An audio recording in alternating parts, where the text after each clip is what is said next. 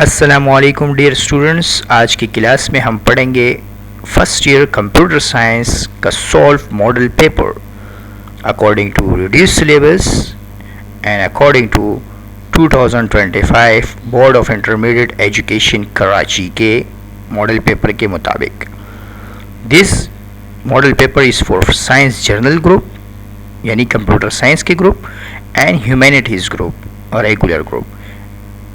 Okay, paper जो है वो आपके पास कंप्लीट पेपर जो है वो 75 मार्क्स का है।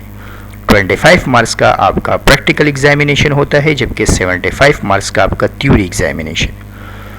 इस सोल्व मॉडल पेपर को समझकर आप इस काबिल हो जाएंगे कि आप बोर्ड के इंटरमीडिएट एजुकेशन कराची में मैक्सिमम मार्क्स स्कोर कर सकते हैं, यानी 75 आउट ऑफ 75। तो इसलिए वीडियो को आखिर तक देखिए, चैनल को सब्सक्राइब करें फॉर मोर वीडियोस। इसके अलावा फर्दर जो एग्जामिनेशंस में क्वेश्चन आ सकते हैं उनके भी लिंक्स जो है वो वीडियो के डिस्क्रिप्शंस में नोट्स के लिंक्स दिए हुए होंगे, उसी में से आप नोट्स भी देख सकते हैं कंप्यूटर साइंस जर्नल ग्रुप के।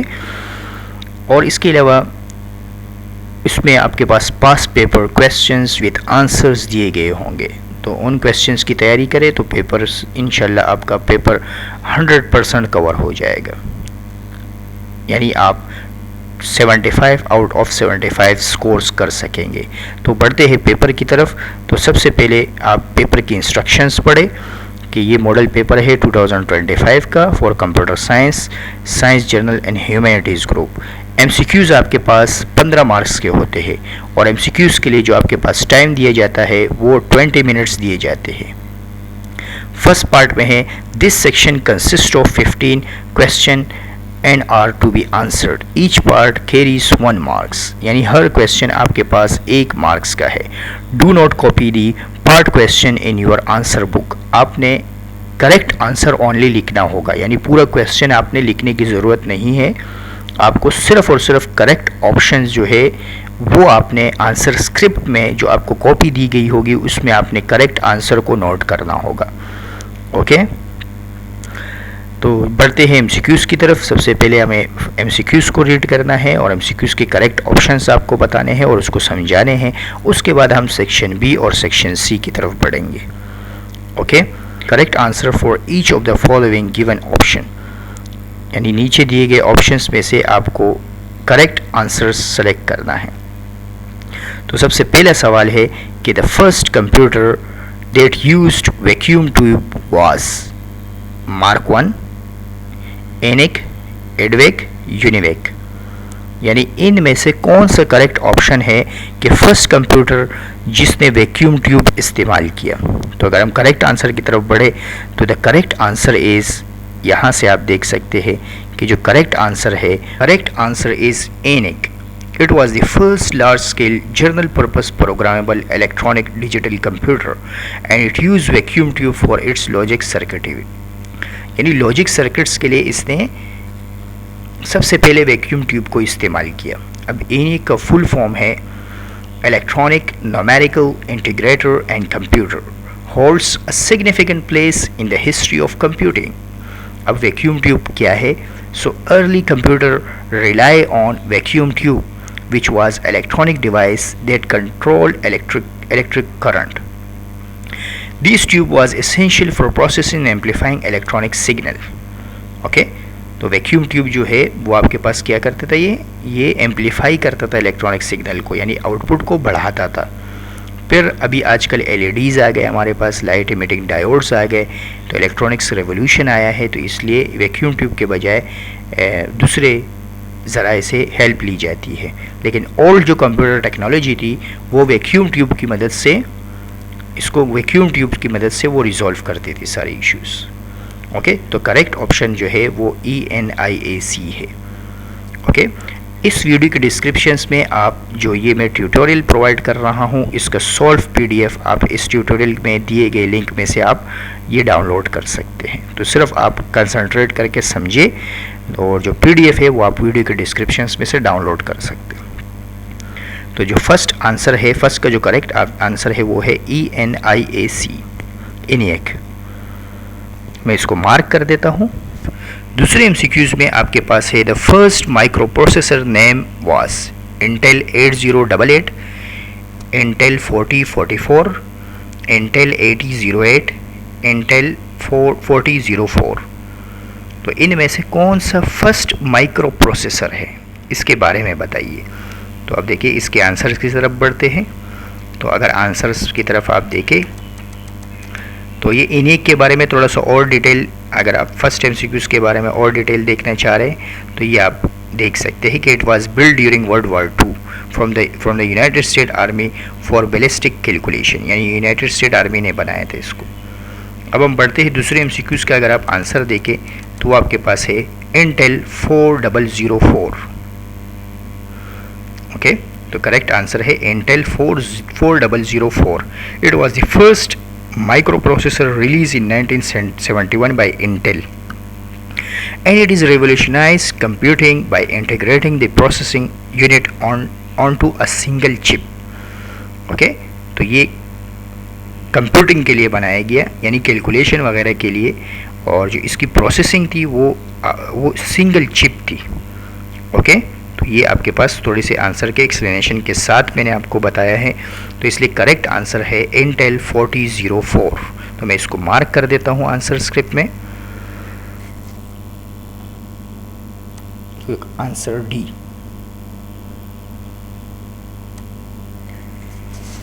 अब हम बढ़ते हैं तीसरे एमसीक्यूज की तरफ। तीसरे एमसीक्यूज में है कि the generation of computer is classified by device used in memory and processor, by the speed of the computer, by the model of the computer, by the accuracy of computer। यानी इनमें से किस खसूसियत की बिना पर हम उसको जनरेशन में क्लासीफाई करते हैं। जैसे आपने चैप्टर नंबर 1 पढ़ा होगा कंप्यूटर साइंस के मैनुअल का, उसमें आपके पास जनरेशन है कंप्यूटर के first generation, second generation, third generation, जैसे जनरेशन वाइज कंप्यूटर अपनी जो फिज़िकल है उसको चेंज करता गया। जैसे हमारे पास कंप्यूटर पहले एक बहुत बड़े रूम में होता था, फिर छोटे छोटे होते होते आजकल आपके पास लैपटॉप्स में अवेलेबल है। तो सबसे पहले हम ये जनरेशन जैसे हम निकालते हैं core i5 third generation, core i5 second generation, fourth generation, core i7 से 8 जनरेशन। तो ये जनरेशन हम किस बेस पे क्लासीफाई करते हैं? मेमोरी एंड प्रोसेसर के बेस पे, स्पीड के बेस पे, एक्यूरेसी के बेस पे, या मॉडल के बेस पे? तो इसका जो करेक्ट आंसर है, तो अगर मैं आंसर स्क्रिप्ट की तरफ बढ़ूँ तो करेक्ट आंसर है memory and processor. Computer generation are defined by the technology and devices used in their memory, processor and overall construction. For example, earlier generation used vacuum tube followed by the transistor, then integrated circuits and so on. पुराने के जो computers होते थे वो vacuum tube को use करते थे। जैसे आपने फर्स्ट एमसीक्यूज़ में देखा कि जो कंप्यूटर का जो फर्स्ट था वो वैक्यूम ट्यूब के बेस पे बनाए गए, फिर उसके बाद ट्रांजिस्टर आए, इलेक्ट्रॉनिक्स रेवोल्यूशन आया, ट्रांजिस्टर। ओके, तो ट्रांजिस्टर्स के बेस पे बने गए, और आजकल आपके पास लाइट इमिटिंग डायोड्स है, इंटीग्रेटेड सर्किट्स है, तो इसके बेस पे बनाए जाते हैं। तो इसी के बेस पे इसकी क्या चेंज होती है? जनरेशन चेंज होती है। ओके, तो कंप्यूटर का जो जनरेशन है वो किस पे बेस करता है? मेमोरी एंड प्रोसेसर पे। ओके, तो करेक्ट आंसर जो है वो है मेमोरी एंड प्रोसेसर। तो मैं इसको मार्क कर देता हूँ तीसरे एमसीक्यूज़ को।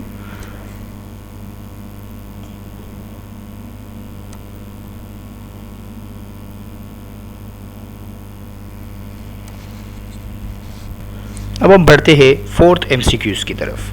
फोर्थ एमसीक्यूज़ में है कि the dot matrix is a type of scanner, memory, monitor और प्रिंटर। तो इनमें से चारों में से कौन सा आंसर करेक्ट है वो आपने बताना है कि डॉट मैट्रिक्स क्या है। तो एमसीक्यूज़ नंबर 4 में था कि the dot matrix is a type of scanner, memory, monitor and printer. तो जो करेक्ट आंसर है वो है printer. A dot matrix printer creates characters and images by using a grid of dots, making it one of the earliest type of computer printer। जो पुराने ज़माने के computer printers होते थे वो डॉट मैट्रिक्स प्रिंटर होते थे। ओके, आजकल तो लेज़र टेक्नोलॉजी आई है, तो लेज़र जेट प्रिंटर होते हैं, इंक जेट प्रिंटर और लेज़र प्रिंटर आ गए हैं मार्केट में। ओके, लेकिन पहले के ज़माने में डॉट मैट्रिक्स प्रिंटर होते थे। ओके, तो डॉट मैट्रिक्स प्रिंटर के बारे में थोड़ा सा डिटेल दिया हुआ है आपको। तो डिटेल क्या है कि this printer creates image and text by striking pins against an ink ribbon. Okay, यानी आपको दो तरह के आपने प्रिंटर्स पढ़े होंगे, one is called the impact printer and the other is called the non impact printer. तो ये it is a type of an impact printer. जो डॉट मैट्रिक्स प्रिंटर है ये इम्पैक्ट प्रिंटर है, यानी स्ट्राइक हो रहा है। Pins against an ink ribbon forming pattern of dots on the paper. They are also known for their ability to print on multiple parts forms which is used for creating carbon copies। यानी ये ज़्यादातर carbon copies के लिए इस्तेमाल होता है। Okay, पहले आपके पास कार्बन कॉपीज़ के टाइप्स पे बनते थे, फिर उसके बाद ओरिजिनल इमेज होती थी, तो ये कार्बन कॉपीज़ के लिए बहुत ज़्यादा इस्तेमाल होता है। They are form of impact printer. Impact का मतलब है कि ये पेज पे इम्पैक्ट डालता है। जो नॉन इम्पैक्ट होते हैं जैसे लेज़र टेक्नोलॉजी है वो पेज पे इम्पैक्ट नहीं डालती, वो it is a type of a non impact printer है। लेकिन जो पुराने ज़माने के प्रिंटर होते थे उसमें आपके पास है डॉट मैट्रिक्स प्रिंटर। तो dot matrix printer is a type of an impact printer. So the correct answer जो MCQs है उसमें तो आपसे सिर्फ पूछा गया है कि डॉट मैट्रिक्स क्या है, स्कैनर है, मेमोरी है, मॉनिटर है या प्रिंटर है। तो क्योंकि डॉट मैट्रिक्स हमारे पास क्या है, प्रिंटर है, तो करेक्ट आंसर इसका प्रिंटर है। लेकिन मैंने आपको थोड़ा डिटेल इसलिए प्रोवाइड किया कि पेपर में थोड़ा सा अगर MCQs घुमाएँ तो आपको आंसर पिक करना है। ओके, तो इसलिए आप डिस्क्रिप्शंस को लाजमी जहन में रखें, क्योंकि पेपर में आपके पास एज इट इज़ ये सवाल तो नहीं आएंगे लेकिन इससे रिलेटेड आएंगे। तो इसलिए आपको मैं कंप्लीट ट्यूटोरियल प्रोवाइड कर रहा हूँ ताकि आप पेपर में आसानी के साथ 175 आउट ऑफ 75 मार्क्स स्कोर कर सके। तो the correct answer is printer.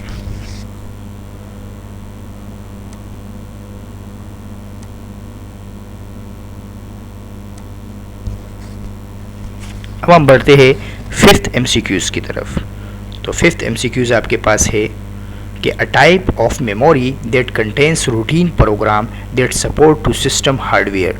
यानी इस तरह की मेमोरी के टाइप बताए हमें कि जो सिस्टम हार्डवेयर को सपोर्ट करे। बायोस, रोम, रैम, कैच।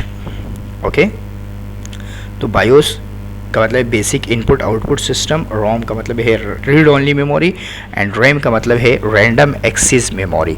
तो इनमें से कौन सा आपके पास मेमोरी है जो सिस्टम हार्डवेयर को सपोर्ट करे? तो करेक्ट आंसर इसका है, correct answer is ROM, read only memory, store essential program such as firmware that support system hardware and remains permanently programmed. ये परमानेंट मेमोरी है हमारे पास ROM. So the correct answer जो है वो आपके पास है रोम, रीड ओनली मेमोरी। तो रीड ओनली मेमोरी के बारे में थोड़ा सा और डिस्क्रिप्शन से, तो ROM is a type of a non volatile memory. एक आपके पास होती है वोलेटाइल और एक आपके पास है नॉन वोलेटाइल। तो रैम आपके पास होती है वोलेटाइल जबकि रोम आपके पास है non volatile, meaning it's retain its data even when the computer is power off. यानी जो रोम है वो अपने डेटा को क्या करता है, परमानेंटली स्टोर करता है। It commonly used to store firmware which includes the BIOS, basic input-output system. So the BIOS contain essential routines that initialize and test the system hardware during startup. The BIOS is a specific type of firmware stored in ROM. It is essential software that starts your computer. जो starts करता है computer वो हमारे लिए BIOS है। लेकिन यहाँ पे आपसे सवाल में पूछा गया to support the system hardware। तो सवाल के मुताबिक जो करेक्ट आंसर है वो है रोम।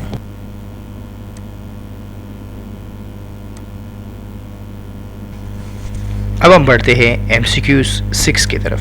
MCQ 6 में आपके पास है अ port which contain transmit 8 bits eight a time is called parallel port, serial port, female port, USB port. यानी एक पोर्ट के बारे में बताइए जो 8 बिट एट अ टाइम जो है वो ट्रांसफ़र करे। तो उसमें से कौन सा आंसर करेक्ट है? तो the correct answer is parallel port. Correct answer इसका है पैरेलल पोर्ट। जो पैरेलल पोर्ट है can transmit 8 bits of data simultaneously making it ideal for connecting peripheral like printer. This contrast with a serial port which send data 1 bit at a time। अगर आपसे MCQs में पूछे जाए कि 1 bit at a time तो आपके लिए serial port answer होगा, जबकि इस केस में आपके पास 8 bit at a time transmit कर रहा है। तो करेक्ट आंसर जो है वो आपके पास है पैरेलल पोर्ट।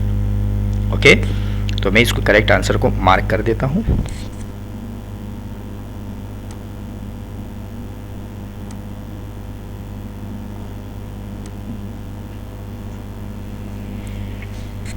थोड़ी सी और आंसर के एक्सप्लेनेशन की तरफ जाते हैं। पैरेलल पोर्ट क्या है? Transmit multiple bits of data simultaneously over multiple wires, यानी बहुत सारे डेटा आपके पास जो है बहुत सारे वायर्स के ऊपर ट्रांसमिट करता है। In context of the question it means 8 bits a byte, 8 bits आपके पास 1 बाइट के बराबर होता है। यानी आपसे पास एमसीक्यूज में ये भी पूछे जा सकता है कि a port which transmit 1 byte at a time, तो 1 बाइट 8 बिट्स के बराबर होते हैं, तो उसका नाम भी पैरेलल पोर्ट है। 1 बिट्स जो ट्रांसफ़र करता है वो सीरियल पोर्ट है, लेकिन 1 बाइट जो ट्रांसफ़र करता है वो आपके पास पैरेलल पोर्ट है। ओके, तो पेपर में इसके पढ़ने से आपके पास डिफरेंट एमसीक्यूज किस तरह पूछे जा सकते हैं वो आपको समझ में आएंगे। This is in the contrast to a serial port which transmit bits one after another, यानी एक bit at a time transfer करता है। Parallel port were commonly use to connect printers and other peripheral in order computer system, यानी अगर किसी और चीज़ को हमें कनेक्ट करना हो, जैसे कंप्यूटर के साथ हमें प्रिंटर को कनेक्ट करना है, स्कैनर को कनेक्ट करता है, बहुत सारी डिफरेंट चीज़ों को हम कनेक्ट करते हैं, तो उसके लिए हम पैरेलल पोर्ट्स का यूज़ करते हैं। ओके, तो अब हम बढ़ते हैं MCQ 7 की तरफ। An operation whereby a new word is placed into a particular memory location is called a read operation, a write operation, a fetch operation, a trace operation.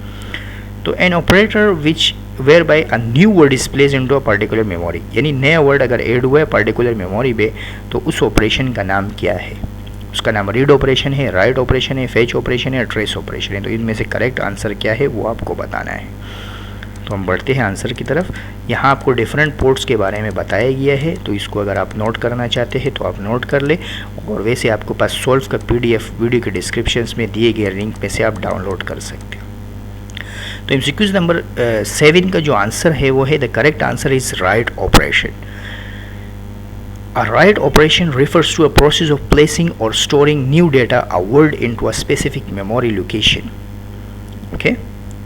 This contrasts with the read operation which retrieves data from the memory.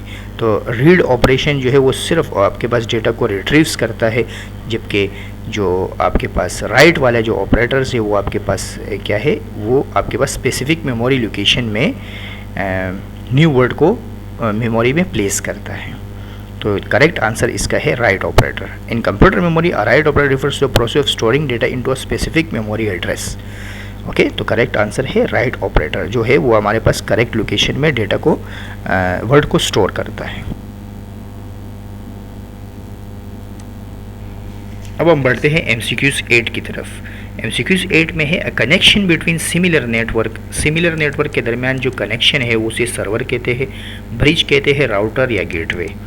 तो correct answer है the correct answer is bridge. A bridge is use to connect and manage traffic between similar networks. बहुत सारे similar networks को आपस में connect करने का नाम है bridge. Typically ensuring data flow smoothly bye filtering and forwarding data packets based on their destination. Destination का मतलब है एड्रेस। ओके, तो आपके स्पेसिफिक एड्रेस के बारे में आपको बताता है, यानी मैनेज करता है traffic between similar network. Similar network के दरमियान जो ट्रैफिक है उसको मैनेज करने के लिए हमारे पास ब्रिज यूज़ होता है।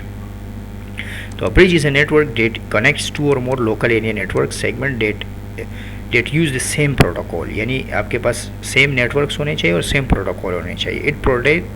It operates at the data link layer 2 of the OSI model. आपके पास जो है बहुत ज़्यादा अहम सवाल होता है OSI मॉडल, उसके 7 लेयर्स।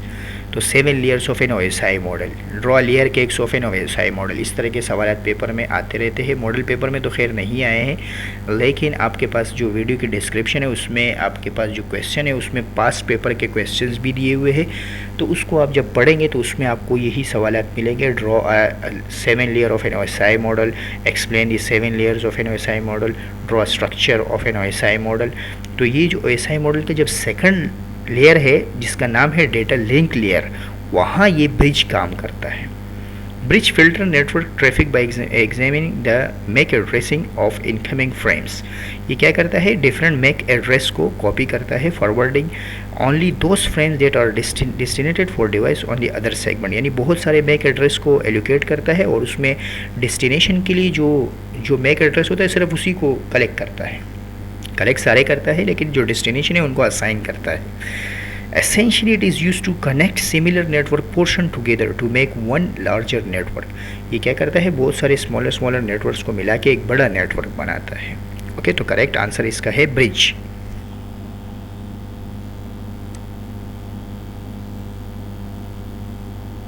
अब हम बढ़ते हैं एमसीक्यूज नंबर 9 की तरफ. This is a scanning device, bar code reader, plotter, keyboard, LED.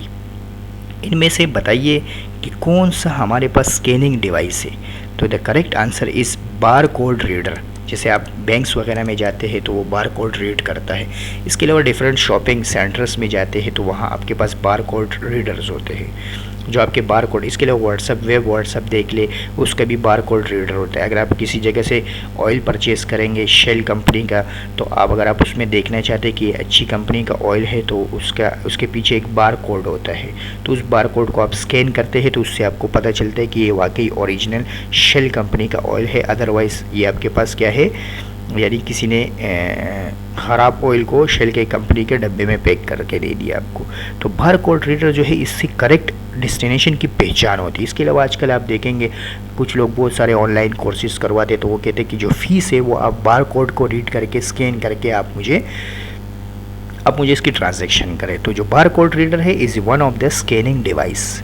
There are 1000 types of scanning device, one of which is bar code reader. The correct answer is barcode reader.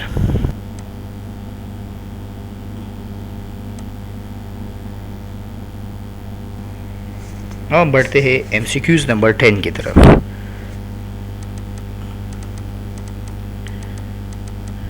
अच्छा, यहाँ different types plotter के बारे में, keyboard के बारे में, LED के बारे में ये सारे बताए गए हैं तो इसलिए आप इसको देख सकते हैं. अगले सवाल में है आपके पास, this is the fastest data communication medium. इनमें से बताइए कि ये फास्टेस्ट डेटा कम्युनिकेशन मीडियम है. Coaxial, twisted pair cable, microwave, fibre optics cable. आपको पता होगा कि आजकल जो है सबसे ज़्यादा फाइबर ऑप्टिक्स केबल को यूज़ किया जाता है ताकि फास्टेस्ट डेटा कम्युनिकेशन हो. इससे पहले ज़माने में कोएक्सियल केबल और उसके बाद के ज़माने में ट्विस्टेड पेयर केबल्स को यूज़ किया गया, जबकि आजकल के दौर में फाइबर ऑप्टिक्स केबल को यूज़ किया जाता है ताकि डेटा कम्युनिकेशन हमारे पास क्या हो, फास्ट हो और सिक्योर हो. तो for secure and fastest data communication we use fibre optics cable.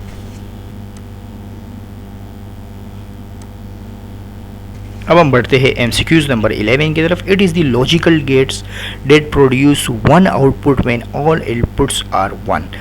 अच्छा, वो गेट्स के बारे में बताइए, वो लॉजिक गेट्स के बारे में बताइए कि जब हमारे पास क्या है वो वन आउटपुट दे, जब सारे that produce one output when all inputs are one. जब सारे इनपुट्स वन हो तो तब ये हमें वन आंसर दे, अदरवाइज ज़ीरो दे. तो आपके पास दो तरह के आंसर इसके पॉसिबल है, या तो एंड पॉसिबल है या और पॉसिबल है. एंड में ऐसा होता है या और में ऐसा होता है. तो आपने करेक्ट ऑप्शन आपने बताना है कि या एंड है या और है. तो the correct answer is and. And जो है जिसमें हम एंड का मतलब है मल्टीप्लाई, और का मतलब है प्लस, यानी ए मल्टीप्लाई बाई बी में जब हम 1 मल्टीप्लाई बाई 1 करते हैं तो आंसर हमारे पास 1 आता है.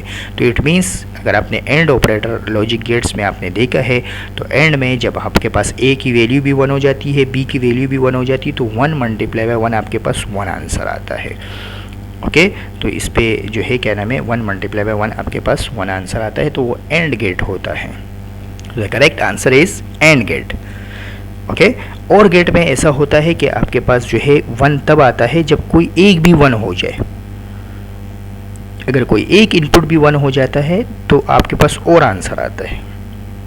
और ऐसा गेट है कि जिसमें अगर कोई एक इनपुट भी 1 हो जाए तो आपके पास आउटपुट 1 आ जाता है क्योंकि प्लस हो रहा है.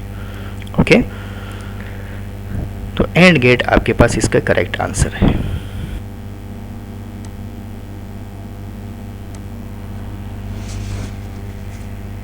MCQs नंबर 12 में है, अ फिजिकल और logical arrangement of computer that communicates with each other is called.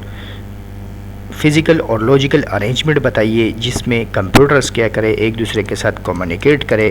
तो वो आपके पास है टोपोलॉजी, मोड ऑफ ऑपरेशन, वैन, कम्युनिकेशन. वैन का मतलब है वाइड एरिया नेटवर्क. तो इनमें से कौन सा आंसर करेक्ट है, यानी जिसमें कंप्यूटर जो है वो आपके पास कम्युनिकेशन का काम करे. ओके, लॉजिकल कम्युनिकेशन का. The correct answer is topology. The correct answer is topology. In networking, topology refers to a physical or logical arrangement of computers and devices that communicate with each other. Common example include star, ring, bus and mesh topology.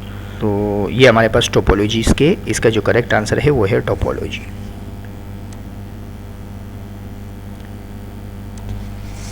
अगला सवाल बहुत ज़्यादा interesting सवाल है, लेकिन it is from Boolean algebra. Boolean algebra में से है, यानी आपको इसमें डिस्ट्रीब्यूटिव लॉ बताना है. तो आपके पास कम्यूटेटिव लॉ होता है, एसोसिएटिव लॉ होता है और डिस्ट्रीब्यूटिव लॉ है. जैसे ये एसोसिएटिव लॉ है, ओके, और ये आपके पास है कम्यूटेटिव लॉ. ये एसोसिएटिव लॉ फॉर एडिशन है. अब ये जो बच गया आपके पास, ये डिस्ट्रीब्यूटिव लॉ है. इसमें देखिए आप x को डिस्ट्रीब्यूट कर रहे हैं y के पास भी और z के पास भी. तो अगर आप देखें x मल्टीप्लाई बाय y हो जाएगा और फिर आपके पास है दरमियान में प्लस का साइन और x मल्टीप्लाई बाय z हो जाएगा. यानी ये करेक्ट ऑप्शन है इसका, डिस्ट्रीब्यूटिव लॉ.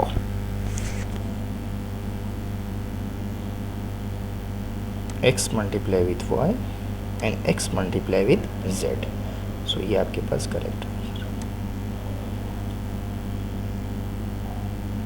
अगर आप एक्सप्लेनेशन में देखें, टोपोलॉजी के बारे में भी आपको बहुत कुछ दिया हुआ होगा, तो उसको भी आप देख सकते हैं. और इसका जो करेक्ट ऑप्शन है वो आपके पास है डिस्ट्रीब्यूटिव लॉ का x y and x z. Okay, Boolean algebra में ये इस्तेमाल होता है. ओके, क्वेश्चन नंबर 14 है, a computer program that translate one statement of program instruction at a time into a machine language is called interpreter. Okay, जो compiler होता है वो एंटायर कोड को देखता है और जो इंटरप्रेटर है वो single codes eight a time देखता है. ओके, तो कंपाइलर एंड इंटरप्रेटर के दरमियान आपको फ़र्क पता होना चाहिए. जैसे सी प्रोग्रामिंग आप सेकंड ईयर में पढ़ेंगे तो आपके पास होता है डिव C++ का कंपाइलर, जो प्रोग्राम पूरे कंपाइल, जितना आपने कोड लिखा हो वो सबको कंपाइल करके बताता है. और जो इंटरप्रेटर है वो अलग है, वो आपके पास क्या है, वो single code eight a time read करता है. Okay, so the correct answer is interpreter, and interpreter processes and execute one statement of program instruction at a time. वो एक एक instructions को read करता है. Directly translating into a machine language, this allow of immediate execution, which is especially useful during development of for testing and debugging. यानी एक statement के लिए हम क्या करते हैं, हम जब डेवलपमेंट का काम करते हैं तो हम इस लैंग्वेज से करते हैं जिसमें इंटरप्रेटर होता है, ताकि हम टेस्टिंग कर सकें, हम डीबगिंग कर सकें. यानी हम कोई प्रॉब्लम्स हो तो उसको आइडेंटिफाई कर सके. टेस्टिंग के बाद आप उस प्रोग्राम को फाइनल करते हो. तो ये प्रोग्रामिंग लैंग्वेज से रिलेटेड है, तो करेक्ट आंसर है इंटरप्रेटर. लास्ट क्वेश्चन की तरफ बढ़ते हैं. लास्ट क्वेश्चन में है, computer can not boot if it does not have compiler, loader, operating system, assembler. तो बताइए कि इनमें से कौन सा ऑप्शन है कि जब कंप्यूटर के पास नहीं हो तो वो बूट नहीं करेगा. तो the correct answer is operating system. यानी अगर ऑपरेटिंग सिस्टम OS नहीं हो किसी भी सिस्टम में तो वो बूट मेन्यू शो नहीं करेगा. Computer can not boot without an operating system. It provides the necessary platform to manage hardware and software resources and allow other programs to run. It is essentially the backbone of any functional computer. आपके पास कितने तरह के operating system है? आपके पास है window operating system, Linux operating system, Unix operating system, Mac operating system. तो ये आपके पास क्या है, ऑपरेटिंग सिस्टम है. विदाउट ऑपरेटिंग सिस्टम जो कंप्यूटर है वो बूट नहीं करेगा. ओके, तो correct answer is operating system. तो इसी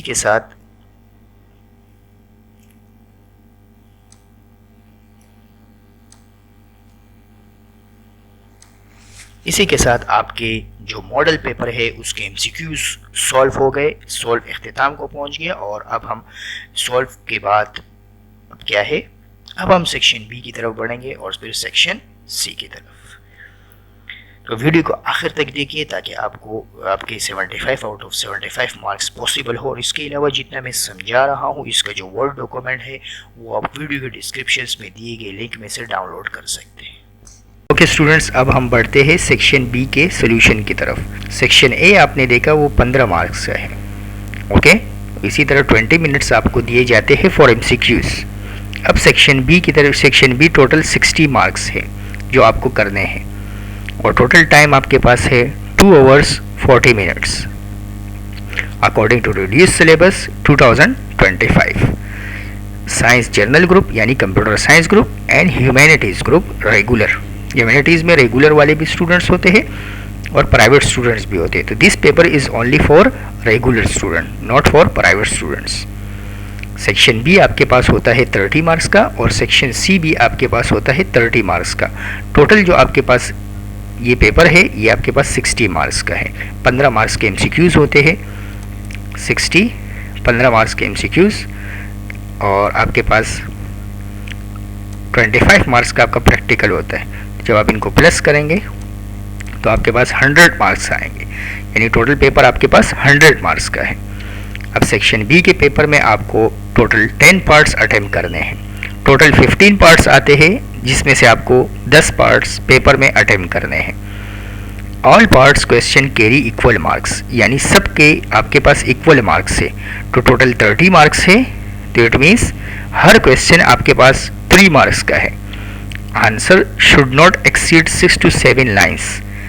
आपके आंसर 6 से 7 लाइनों के दरमियान होने चाहिए, यानी आपके आंसर 6 to 7 लाइन से एक्सीड नहीं होने चाहिए। ओके, तो क्योंकि शॉर्ट क्वेश्चन है तो इसलिए शॉर्ट आंसर्स देने होंगे आपको। तो सबसे पहला सवाल है, why system software is necessary for any computer system. Second सवाल है, why do a compiler and interpreter do. Third सवाल है, name any 3 full duplex devices. पहले मैं आपको सवाल बता देता हूँ, फिर उसके बाद इसके आंसर्स की तरफ हम बढ़ेंगे। क्वेश्चन नंबर 4 है, why a RAM should be a temporary storage. जैसे रैम है वैसे रोम है, तो आपके पास रैम और रोम दोनों पूछे जा सकते हैं।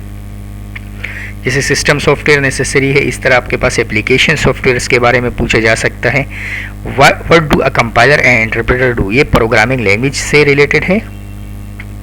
Name any 3 full duplex devices, तो आपके पास है half duplex, full duplex. Okay, तो आपके पास डुप्लेक्स डिवाइसेस से पूछे जा सकते हैं। Why RAM should be a temporary storage, RAM के अलावा रोम से आपसे पूछे जा सकते हैं सवालात। Distinguish between serial port and parallel port, तो serial port and parallel port के दरमियान आपको डिफरेंस करना है, डिस्टिंग्विश करना है। आप अगर आइडियल कॉलेजिएट के नोट्स देखेंगे तो उसमें आपके पास हर तरह के डिफरेंसेस अवेलेबल है। ओके, तो कितने तरह के डिफरेंसेस आ सकते हैं पेपर में। पेपर में आपके पास 2 से 3 डिफरेंसेस आए हुए, देखिए ये भी आपके पास डिफरेंस है। What is the main difference between router and gateway. इस तरह आपके पास बहुत सारे डिफरेंसेस है। आपके पास है impact printer, non impact printer के बारे में difference, system software, application softwares के दरमियान डिफरेंस। तो सारे डिफरेंसेस आपको करने हैं, क्योंकि डिफरेंसेस बहुत ज़्यादा आते हैं। 2 से 3 डिफरेंसेस आपके पास इस पेपर में आए हुए हैं। इसका मतलब है कि बोर्ड के पेपर में आपके पास डिफरेंसेस का वाला क्वेश्चन आपने लाजमी अटेम्प्ट करना है। Define network protocol, name any 3। Network protocol के बारे में बताइए और कोई 3 के नाम लिखे। देखिए पेपर में आपके पास जैसे सवाल पूछा गया है वैसे ही जवाब देना है। What are the main differences between router and gateway, what do you mean by broadcasting. Okay, इसी तरह अगर आप अगले सवाल की तरफ बढ़ेंगे तो आपके पास है, how can you define metropolitan area network. तो सिर्फ और सिर्फ मेट्रोपॉलिटन एरिया नेटवर्क को डिफाइन करना है, जिसको हम शॉर्ट फॉर्म में कहते हैं MAN। इसी तरह पेपर में आपके पास लेन भी आ सकता है, लोकल एरिया नेटवर्क, वेन भी आ सकता है, वाइड एरिया नेटवर्क। ओके, इस तरह गेन भी होता है, एडवर्सियल एरिया नेटवर्क। ओके, तो ये इतना ज़्यादा अहम नहीं है, लेकिन ये आपको लेन और वेन आपने लाजमी करने हैं। ये आपके पास न्यू क्वेश्चन ऐड हुआ है, define IoT, internet of things, name any 3 devices. अब देखिए आपके पास इसके एडवांटेजेस डिसएडवांटेजेस भी पूछे जा सकते हैं, और किस तरह के सवाल पूछे जा सकते हैं वो हमने आंसर स्क्रिप्ट में आपके लिए प्रोवाइड किया है। What is the main logical difference between and gate and or gate. Again आपके पास डिफरेंस आया है कि एंड गेट और गेट के दरमियान क्या डिफरेंस है। तो अगर आप देखें पूरे पेपर में तो आपके पास अच्छे खासे डिफरेंसेस आए हुए, तो डिफरेंस का सवाल लाजमी अटेम्प्ट करना है। जो आइडियल कॉलेजिएट के नोट्स है उसमें डिफरेंसेस का पार्ट अलग से दिया हुआ है, जिसमें सारे तरह के डिफरेंसेस है। ओके, अब आगे देखिए, draw the diagram of the following equation. ये आपके पास लॉजिक डायग्राम बनानी है। लॉजिक सर्किट्स की। तो लॉजिक सर्किट जो नया पार्ट है, अगर उसमें आप देखें तो लॉजिक सर्किट से ये सवाल भी लॉजिक सर्किट से आया है, ये सवाल भी आपके पास लॉजिक सर्किट से आया है। इसी तरह ये सवाल भी आपके पास लॉजिक सर्किट से है कि define analog computer and digital computer. Digital electronics जो आपके पास पार्ट ऐड हुआ है, तो उससे आपके पास ये 3 सवाल हैं। तो ये अगेन डिफरेंस आया है कि एनालॉग कंप्यूटर में और डिजिटल कंप्यूटर में क्या फ़र्क है। इस तरह आपके पास रैम और रोम में फ़र्क पूछा जा सकता है, और भी बहुत सारे तरह के डिफरेंसेस है। Name any 3 magnetic storage medium, ये आपके पास मैग्नेटिक स्टोरेज मीडियम के नाम लिखने हैं। ओके, और जो लास्ट क्वेश्चन है ये आपके पास नंबर सिस्टम से आया है। ओके, लास्ट क्वेश्चन की तरफ अगर आप देखें तो ये आपके पास आया है नंबर सिस्टम से। तो नंबर सिस्टम में आपके पास जैसे ये सवाल है, तो ये बाइनरी टू डेसिमल कन्वर्जन है। ओके, बाइनरी टू डेसिमल, और इसी तरह ये आपके पास डेसिमल टू बाइनरी है। इसी तरह ये सवाल अगर आप देखें तो ये हेक्साडेसिमल टू डेसिमल कन्वर्जन है।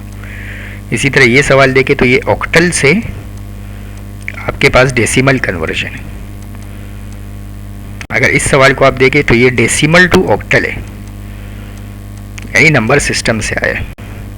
इसी तरह ये देखें तो ये डेसिमल टू हेक्साडेसिमल कन्वर्जन है।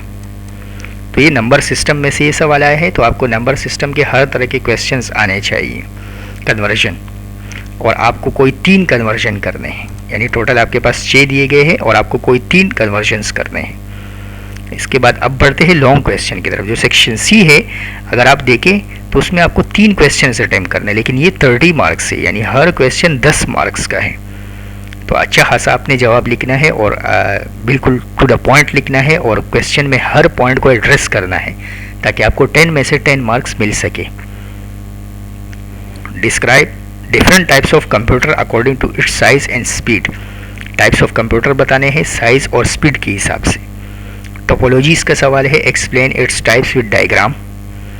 What are the main difference between impact printer and non impact printer. देखिए अगेन डिफरेंस आया है कि impact printer and non impact printers में क्या डिफरेंस है।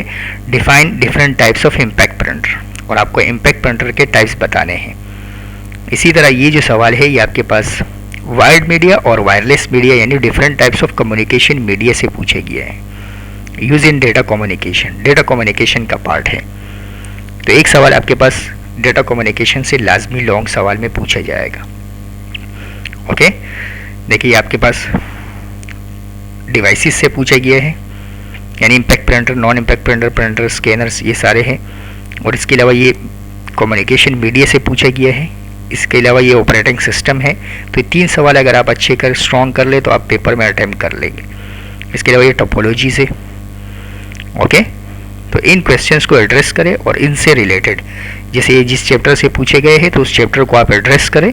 हर तरह के सवाल तो उसको सॉल्व करें। जो आपको वीडियो के डिस्क्रिप्शंस पे लिंक दिए गए होंगे उनमें आपके पास सॉल्व PDF भी दिया गया होगा। इसके अलावा आपको पास पेपर रिव्यू के क्वेश्चंस और हर तरह के मटेरियल आपके पास प्रोवाइड होगा रिलेटेड टू दिस वीडियो। तो वीडियो को आखिर तक देखें ताकि आपको समझ में आए कि कौन से किस सवाल को किस तरह आपने एड्रेस करना है, ताकि आपके पेपर में 75 आउट ऑफ 75 मार्क्स पॉसिबल हो। तो अब बढ़ते हैं सोल्यूशन की तरफ। ओके, सेक्शन बी में आपको टोटल 10 पार्ट्स अटेम्प्ट करने हैं, हर पार्ट 3 मार्क्स का है। जबकि सेक्शन सी में आपको 3 सवाल अटेम्प्ट करने हैं, हर सवाल 10 मार्क्स का है। आप देखिए सोल्यूशन के सबसे पहले आपने हेडिंग डालनी है कि आप सेक्शन बी अटेम्प्ट कर रहे हैं। तो ये हेडिंग लगाना बहुत ज़रूरी है कि आप कौन सा सेक्शन कर रहे हैं। जो स्टूडेंट अक्सर मिक्स कर देते हैं, सेक्शन सी का सवाल सेक्शन बी में कर देते हैं, सेक्शन बी का सवाल सेक्शन सी में कर देते हैं। तो इस तरह आप नहीं करें। ओके, स्टूडेंट्स अक्सर मिक्स कर देते हैं, सेक्शन बी का सवाल सेक्शन सी में कर देते हैं और सेक्शन सी का सवाल सेक्शन बी में कर देते हैं। तो इस तरह मत करें। आप जब सेक्शन बी अटेम्प्ट कर रहे हो तो सेक्शन बी के सारे पार्ट्स एक ही जगह पे अटेम्प्ट करें, और जब सेक्शन बी कंप्लीट हो जाए उसके बाद सेक्शन सी अटेम्प्ट करें। सेक्शन बी के सारे सवाल अटेम्प्ट करें। अगर आप चाहते हैं पहले सेक्शन सी अटेम्प्ट करें तो पहले सेक्शन सी अटेम्प्ट कर ले। पहले 3 सवाल सेक्शन सी के पूरे अटेम्प्ट करें, उसके बाद सेक्शन बी के 10 पार्ट अटेम्प्ट करें। यानी ऐसा मत करें कि आपने हेडिंग सेक्शन बी की लगाई हुई है और दरमियान में आप सेक्शन सी के सवालात कर रहे हैं, तो इससे आपको कोई नंबर्स नहीं मिलेंगे। बहुत सारे स्टूडेंट जल्दबाजी में गलत कर देते हैं। तो चलते हैं सॉल्यूशन की तरफ। तो पहला जो पार्ट है वो है why system software is necessary for any computer system. तो टू द पॉइंट जवाब देना है आपने। System software is essential for any computer system because, आपको सिर्फ बताना है रीजन कि why system software is necessary. तो आपने डायरेक्ट जवाब देना है manage hardware, provide a platform and facilitate communication. Manage hardware. It controls and coordinates the computer hardware components. It creates an environment for application software to run. यानी without system software application software के कोई मायने नहीं होते। यानी system software होना जरूरी है फॉर एप्लीकेशंस। हार्डवेयर और सॉफ्टवेयर के दरमियान कम्युनिकेशन का काम जो है वो क्या करता है, सिस्टम सॉफ्टवेयर ये काम करता है। ओके, तो टू द पॉइंट आपने जवाब देना है जैसे ये जवाब दिया गया है। अब बढ़ते हैं दूसरे सवाल की तरफ। दूसरे सवाल के जवाब में है why do a compiler and interpreter do. यानी कंपाइलर क्या करता है और इंटरप्रेटर क्या करता है, बस सिर्फ आपने ये जवाब देना है। अगर आप देखें तो मैंने आपको फंक्शन विद एग्जांपल्स बताए हुए हैं, लेकिन आपको सवाल में सिर्फ फंक्शन पूछे गए हैं कि what do a compiler and interpreter do. तो अगर पेपर में आप जैसे इसका जवाब दे रहे हैं, क्योंकि आंसर आपको कहा गया है कि 6 to 7 लाइन्स में बताना है, तो इसके हिसाब से सिर्फ आप फंक्शन बताएं, एग्जाम्पल्स बताने की जरूरत नहीं है। लेकिन कभी कभार आपको सिर्फ और सिर्फ सवाल ऐसा आ सकता है कि कंपाइलर क्या करता है, सिर्फ कंपाइलर के बारे में बताएं। तो कंपाइलर के बारे में जब आप बताएंगे तो फिर आपने कंपाइलर का फंक्शन विद एग्जाम्पल बताना है। अगर सिर्फ आपके पास इंटरप्रेटर का आपसे पूछा जाए तो आपने फंक्शन विद एग्जाम्पल बताना है। लेकिन अगर आपसे जैसे कंपेरिजन में पूछा जाए, जैसे ये पूछा गया है कि what do a compiler and interpreter do, तो इसके हिसाब से सिर्फ आपने फंक्शन बताने हैं। तो कंपाइलर का फंक्शन क्या है, compiler translate the entire source code. जिस प्रोग्राम आप लिखते हैं तो आप सोर्स कोड लिखते हैं, तो सोर्स कोड को कंप्लीटली एंटायर कोड को मशीन कोड में चेंज करता है कंपाइलर। स्टेप बाय स्टेप नहीं करता, पूरे कोड को कंप्लीट ट्रांसफर कर देते हैं। जितना सोर्स कोड हो उसको डायरेक्ट मशीन कोड में चेंज कर देते हैं। Okay, before the program is executed. This translate process is called compilation. इस प्रोसेस का नाम है compilation. The output of the compiler is an executable file that can be run independently of the compiler. यानी compile होने के बाद वो जो फाइल बनती है वो डायरेक्टली बगैर कंपाइलर के डायरेक्ट एग्जीक्यूटेबल फाइल होती है। ओके, तो सिर्फ आपने फंक्शन बताना है कंपाइलर का। जबकि इंटरप्रेटर का जो फंक्शन है वो क्या है, interpreter translate and execute source code line by line. जो इंटरप्रेटर है वो स्टेप बाय स्टेप यानी पॉइंट बाय पॉइंट करता है। It does not create a separate executable file. वो सेपरेट एग्जीक्यूटेबल फाइल नहीं बनाता, जबकि कंपाइलर सेपरेट एग्जीक्यूटेबल फाइल बनाता है। The interpreter reads a line of code, यानी एक ही लाइन को एट अ टाइम रीड करता है। Translate it and execute it immediately, then proceed to the next line. ये लाइन बाय लाइन करता है। ओके, ये एंटायर कोड को करता है एक टाइम पे, जबकि ये लाइन बाय लाइन करता है। तो आपके पास जवाब हो गया खत्म। लेकिन ये मैंने एग्जांपल्स इसलिए बताए हैं आपको ताकि अगर आपसे अलग से right a note on compiler पूछ ले या right a note on interpreter पूछ ले, तो इसलिए ये एग्जांपल्स भी आप जहन में रखें। कंपाइलर के लिए हमारे पास होते हैं C++। ये कंपाइलर के बेस पे काम करते हैं। When you write a C program, compile, translate the entire program into a machine code, creating an executable file, .exe file on Windows. ये extension है .exe file. This executable file can then be run directly by the computer. Imagine a whole book being translated from one language to another, and then the translate book is used. That is how a compiler work. यानी compiler जो है वो entire book को read करता है और उसके बाद उसको ट्रांसलेट कर देता है, जबकि इंटरप्रेटर इस तरह नहीं करता। इंटरप्रेटर जो है, आप इसकी एग्जांपल इस तरह देख ले कि जैसे प्रोग्रामिंग लैंग्वेज है पाइथन, जावास्क्रिप्ट। ओके, पाइथन और जावास्क्रिप्ट ये आपके पास क्या है, आर ऑफन इंटरप्रेटेड, यानी ये इंटरप्रेटर के ऊपर बेस करते हैं। When you run a Python script, the Python interpreter reads and execute the code line by line. अगर आपने पाइथन के पाइथन देखा हो तो उसमें आपके पास जैसे एनाकोंडा नेविगेटर है तो आप देख लें, उसमें भी पॉइंट बाय पॉइंट लगा होता है कि ये आपके पास फर्स्ट स्टेटमेंट है, ये सेकंड स्टेटमेंट है, इस तरह आपके पास लाइन बाय लाइन वो रीड करता है कोड को। ओके, ऐसा नहीं है जैसे आप थर्ड लाइन उससे डायरेक्टली रीड करवाए तो फर्स्ट और टू के बगैर थर्ड लाइन को रीड नहीं करता, पहले फर्स्ट लाइन को रीड करता है, फिर सेकंड लाइन को, फिर थर्ड लाइन को। Okay, Things of translator who translate a speech sentence by sentence as the speech is being given, that is how an interpreter work, यानी sentence by sentence करता है।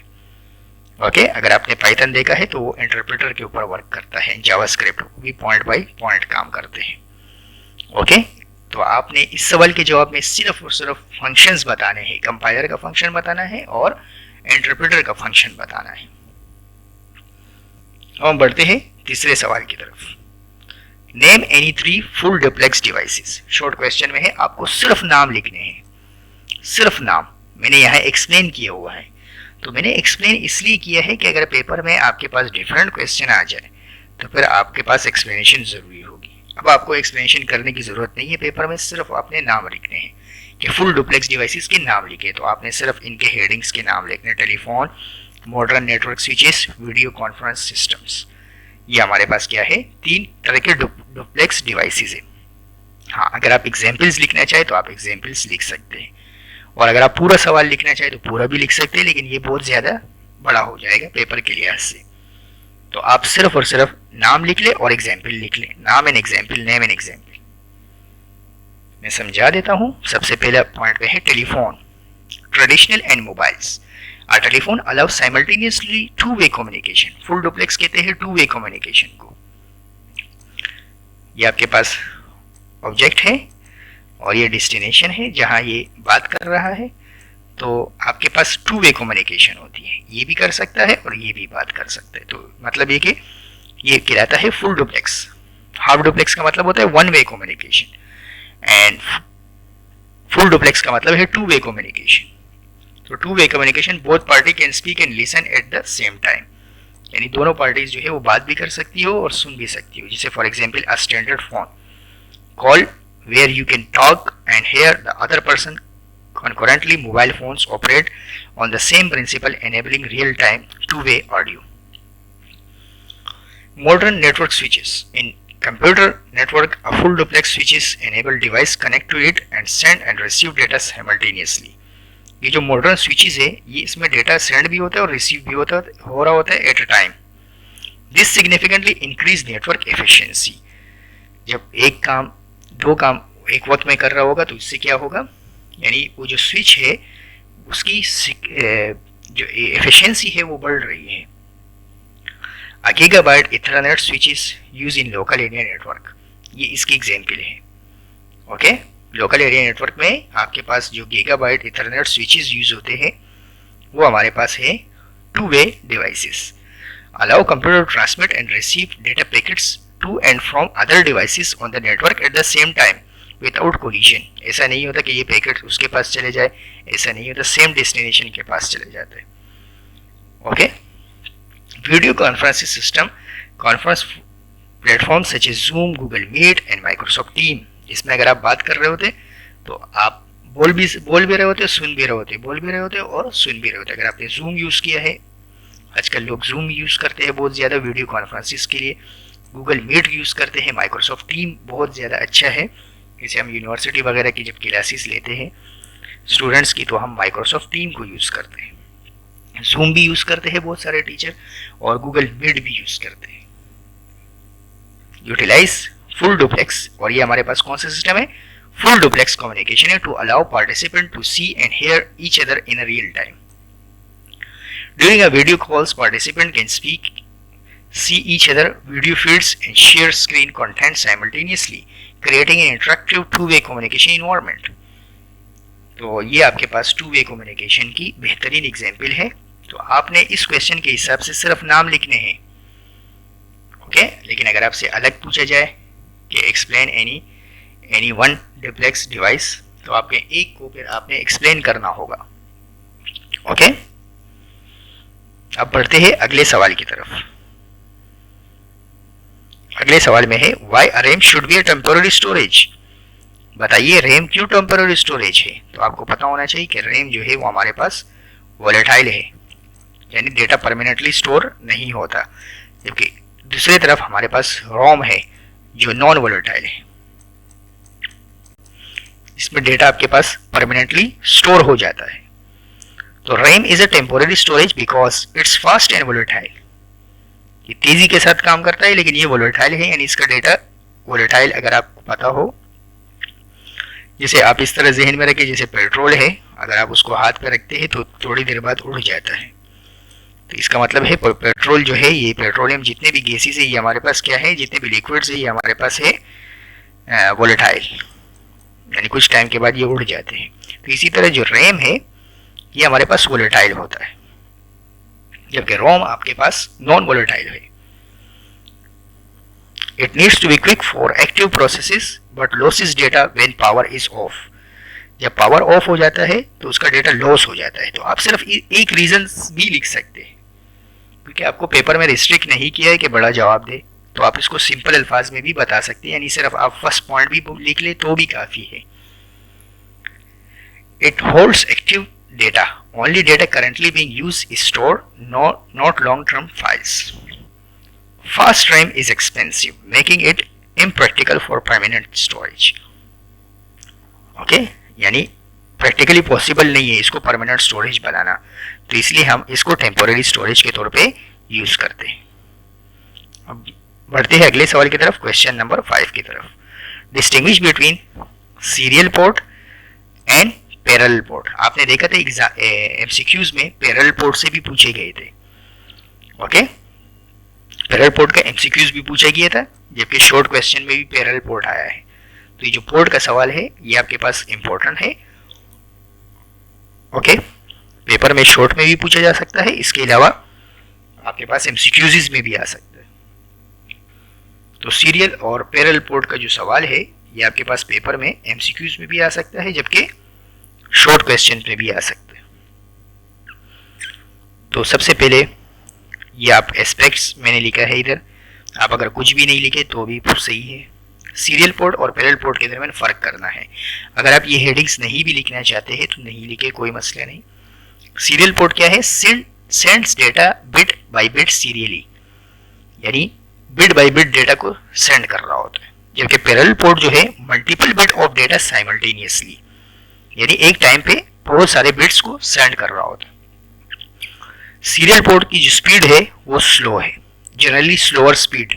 अगर आप ये हेडिंग्स नहीं लिखेंगे फिर आप यहाँ पे लिखेंगे कि generally slower speed. Faster due to faster speed, यहाँ आप स्पीड लिखेंगे। अगर आप ये हेडिंग नहीं लिखेंगे तो आप फिर यहाँ मेंशन करेंगे कि faster speed due to simultaneous data transmission और require fewer wires simple cables. इसमें कुछ केबल्स चाहिए तो require more wires complex cables. ये इसके डिसएडवांटेज आप कह सकते हो कि जो पैरेलल पोर्ट्स है उसमें आपके पास मोर वायर्स यूज होते हैं, जबकि सीरियल पोर्ट में आपके पास सिंपल वायर यूज होता है। Distance better suited for long distance transmission, यानी ज्यादा डिस्टेंस के लिए जो सीरियल पोर्ट है वो ज्यादा अच्छा है। Parallel port limited to shorter distance, यानी शॉर्टर डिस्टेंस के लिए हमारे पास पैरेलल पोर्ट ज्यादा अच्छे काम करते हैं। Common in modems, mouse connection and older devices, often use in printer and external drives. आप लाजमी नहीं है कि आप छह डिफरेंस लिखे, आप इसमें से कोई 4 लिखे, कोई 5 लिख ले, 4 लिख ले तो भी काफी है। Typically involve fever pins, includes more pins for parallel communication. इसमें पिन ज्यादा होते हैं पैरेलल में, और जो सीरियल पोर्ट्स है उसमें पिंस क्या होते हैं, कम होते हैं। ओके, इसी के साथ सवाल इख्तिताम को पहुंचा। अब हम बढ़ते हैं पार्ट नंबर 6 की तरफ। Define network protocols, name any 3। अब आप देखिए इसका जवाब आपने बिल्कुल पूरा एज इट इज यही लिखना है, क्योंकि आपने नेटवर्क प्रोटोकॉल्स को डिफाइन भी करना है और 3 प्रोटोकॉल के नाम लिखने हैं। आप अगर इन हेडिंग्स के सिर्फ नाम भी लिख ले, नीचे जो दिए गए हेडिंग्स है तो भी काफी है। नेटवर्क प्रोटोकॉल्स को प्रॉपर डिफाइन करना है। Network protocol are standardized rules of conventions that allow computers and devices to communicate with each other over a networks. Okay? तो बहुत सारे कंप्यूटर्स आपस में कम्युनिकेशन करें through a network, it's called network protocol. They ensure smooth and reliable data exchange, यानी जो data exchange होगा वो स्मूथ होगा एंड रिलायबल होगा। And they define how data is formatted, transmitted and received. तो डेटा को देखना होगा कि वो कैसे फॉर्मेट हो रहा है, कैसे ट्रांसमिट हो रहा है और कैसे रिसीव्ड हो रहा है। तो इसमें सबसे पहले हमारे पास कहलाता है TCP IP, transmission control protocol.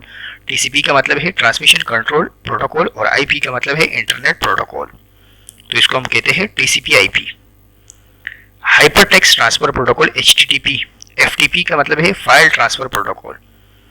तो आपने ये तीनों के नाम भी लिख ले तो भी, क्योंकि आपसे सिर्फ नाम पूछे गए हैं तो इसलिए आप सिर्फ नाम भी लिख ले तो भी काफ़ी है। लेकिन मैंने थोड़ा सा एक्सप्लेन किया हुआ है कि टीसीपी आईपी क्या है। It is the foundation of internet communication responsible for reliable data delivery and addressing. HTTP जो है use for transmitting web pages and resources over the internet, internet के लिए ज़्यादा इस्तेमाल होता है। FTP enable the transfer of files between device on a network. Okay, files वगैरह के लिए ज़्यादा यूज होता है FTP. What is the main difference is between router and gateway? Router और गेटवे के दरमियान डिफरेंस बताएं। तो राउटर क्या है? Connects and route data between different networks, मुख्तलिफ नेटवर्क्स को यूज करके राउटिंग का काम करता है। Gateway act as an entry और exit point for data from one network to another network. Entry और एग्जिट के वक्त हमें गेटवे की याद आती है। Data handling works within the same type of protocol, एक ही तरह के प्रोटोकॉल को यूज करता है कि translate data between different protocols, और ये मुख्तलिफ प्रोटोकॉल्स को इस्तेमाल करता है। ओके, राउटर जो है वो सिंगल प्रोटोकॉल्स को यूज करता है, जबकि गेटवे जो है वो मल्टीपल प्रोटोकॉल्स को यूज करता है। Operates with in internal networks like lane and when, ये लेन और वेन पे काम करता है। Interfaces between internet and external networks, यानी जो गिवन इंटरनेट है और एक्सटर्नल नेटवर्क के साथ कैसे वर्क करना है तो वो गेटवे काम करता है। Example of use home and office networks, और ये क्या है? Connecting enterprise network to the internet. Okay, तो गेटवे आपके पास मुख्तलिफ चीज़ों के साथ डील करता है, जबकि राउटर जो है वो सेम नेटवर्क के साथ डील करता है। अब आपके पास अगले सवाल की तरफ बढ़ते हैं। What do you mean by broadcasting? तो broadcasting refers to the process of transmitting information or data to all devices or nodes within a network or across a wide audience simultaneously. It is commonly used in networking and communication system to distribute the same message or data to multiple recipients at the same time. Okay, broadcasting का मतलब है कि एक ऐसा process जिसमें हम data को transmit करते हैं बहुत सारी डिवाइसेस में और नोड्स के पास across a wide audience simultaneously, बहुत सारे ऑडियंस के पास एक ही वक्त में सारी चीज़ें चली जाए, उसको हम कहते हैं broadcasting. It is commonly use in networking and communication system to distribute the same message or data to multiple recipient at the time. For example, in computer network broadcasting send a message to all devices connected to the networks. Okay, broadcasting जो है वो same message, जैसे जोंग की सिम है तो उसके सेम मैसेज जो है सारे रेसिपिएंट्स के पास भेजने का मतलब है ब्रॉडकास्टिंग। ओके, अब हम बढ़ते हैं अगले सवाल की तरफ। How can you define metropolitan area network? Again मैं आपको बता देता हूँ, यहाँ आपसे लेन भी पूछा जा सकता है, मेन भी पूछा जा सकता है। ओके, तो लेन वेन भी पूछा जा सकता है आपसे। Local area network, metropolitan area network and wide area network. तो इनमें से आपसे कुछ किसी तरह भी सवाल आपसे शॉर्ट में पूछा जा सकता है। अभी आपसे सिर्फ पूछा गया है कि मेट्रोपॉलिटन एरिया नेटवर्क को डिफाइन करें। अब देखिए मैंने अच्छा खासा लिखा है इस पे, तो आप इन तीन में से कोई दो पैराग्राफ लिख ले, कोई एक पैराग्राफ लिख ले तो भी काफी है। ओके, ये मैं समझा देता हूँ। A metropolitan area network is a network that spans a city or large urban areas connecting multiple buildings, offices or campuses within that region. It is larger than a local area network. सबसे simple जो है वो हमारे पास local area network होता है। Local area network से बड़ा जो है वो आपके पास होता है wide area network. Okay, MENs are typically used to enable efficient communication and resources sharing among institution or organization in close proximity. अब देखिए बहुत सारी यूनिवर्सिटीज के पास जो लाइब्रेरीज होती है वो आपके पास देखिए वो मेट्रोपॉलिटन है। किस तरह? जैसे आपके पास कराची में बड़ी लाइब्रेरी है, HEJ रिसर्च सेंटर है केमिस्ट्री का। इसके अलावा आपके पास कराची यूनिवर्सिटी के अंदर बहुत सारे रिसर्च इंस्टीट्यूट्स है। फेडरल उर्दू यूनिवर्सिटी में भी आपके पास बहुत सारे रिसर्च इंस्टीट्यूट्स है। तो जो वहाँ हम जर्नल्स वगैरह के एक्सेस करते हैं, तो वहाँ हम जर्नल्स लेने जाते हैं। तो अब उनकी जो लाइब्रेरी है उसमें जो किताबें अवेलेबल है ऑनलाइन, वो सिर्फ वहाँ हम एक्सेस कर सकते हैं। इसके अलावा जैसे मुख्तलिफ लाइब्रेरीज है, उसमें हम उन किताबों को एड्रेस करते हैं। ओके, वो किताबें हमें बाहर नहीं मिलती। तो इसका मतलब है ये बहुत सारे आपस में कनेक्टेड है। तो ये जो नेटवर्क होगा ये क्या है? Metropolitan area network. Okay, in close proximity. इसका मतलब है हर कोई एक्सेस नहीं कर सकेगा। A metropolitan area network is essentially a type of network that covers a larger geographical area than a local area network. यानी मेट्रोपॉलिटन एरिया जो है वो लोकल एरिया नेटवर्क के मुकाबले में ज़्यादा एरिया कवर करता है, but it is confined to a single city or metropolitan area. लेकिन एक मसला है, ये सिंगल सिटीज़ में काम करता है। Think of it a bridge that connects multiple lanes within a city, enabling seamless communication and data sharing among organizations. ये देखिए आगे है ना, यूनिवर्सिटीज़, गवर्नमेंट ऑफिसेस और business located in different area of the same city. एक ही same city के दरमियान मुख्तलिफ ब्रांचेज है एक यूनिवर्सिटी के। तो अब क्या है, जैसे IBA है, बहुत सारे कैंपसेस है। अब आप बहुत सारे कैंपसेस को आपस में लिंक करना चाहते हो, तो वो क्या है? मेट्रोपॉलिटन एरिया नेटवर्क को यूज करेंगे। ओके,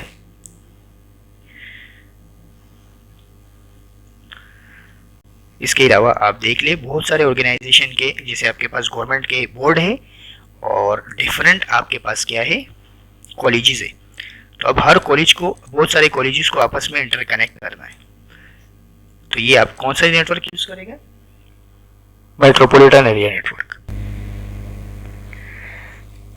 तो बहुत सारी यूनिवर्सिटीज, गवर्नमेंट ऑफिसेस और business located in different area of the same city. तो MANs use high speed communication technologies like fibre optics. Okay, ये हाई कम्युनिकेशन टेक्नोलॉजीज को यूज करता है, जैसे फाइबर ऑप्टिक्स है, और microwave transmission to ensure efficient data transfer. They are designed to handle a large volume of data and support services like internet access, video conferences, and data sharing. For example, a man could connect all the branches of a company located across a city. ये देखिए different, बहुत अच्छी example दी कि man जो है वो आपके पास क्या है? एक कंपनी के बहुत सारे ब्रांचेस होते हैं, जैसे आपके पास डिफरेंट आपके पास क्या है? इंडस्ट्रियल जोन्स है हमारे पास कराची में मुख्तलिफ जोन्स है। अब एक कंपनी के बहुत सारे ब्रांचेज है, जैसे EFU लाइफ इंश्योरेंस ले ले, तो बहुत सारे कराची में मुख्तलिफ जगह पे उनके ऑफिस है। तो अगर उनको आप वो एक इंटरनेट के जरिए कनेक्ट करना चाहते हो, तो वो मेंस का इस्तेमाल करेंगे। Okay, cohesive units, cohesive means same units जो हो। ऐसा नहीं है कि भाई डिफरेंट कंपनीज आपस में लिंक करें, ऐसा नहीं है।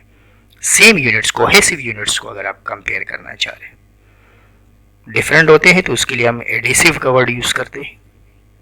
अब बढ़ते हैं अगले सवाल की तरफ। Define IoT, name any 3 devices. आपको सिर्फ IoT के बारे में बताना है और 3 डिवाइसेस के नाम लिखने हैं।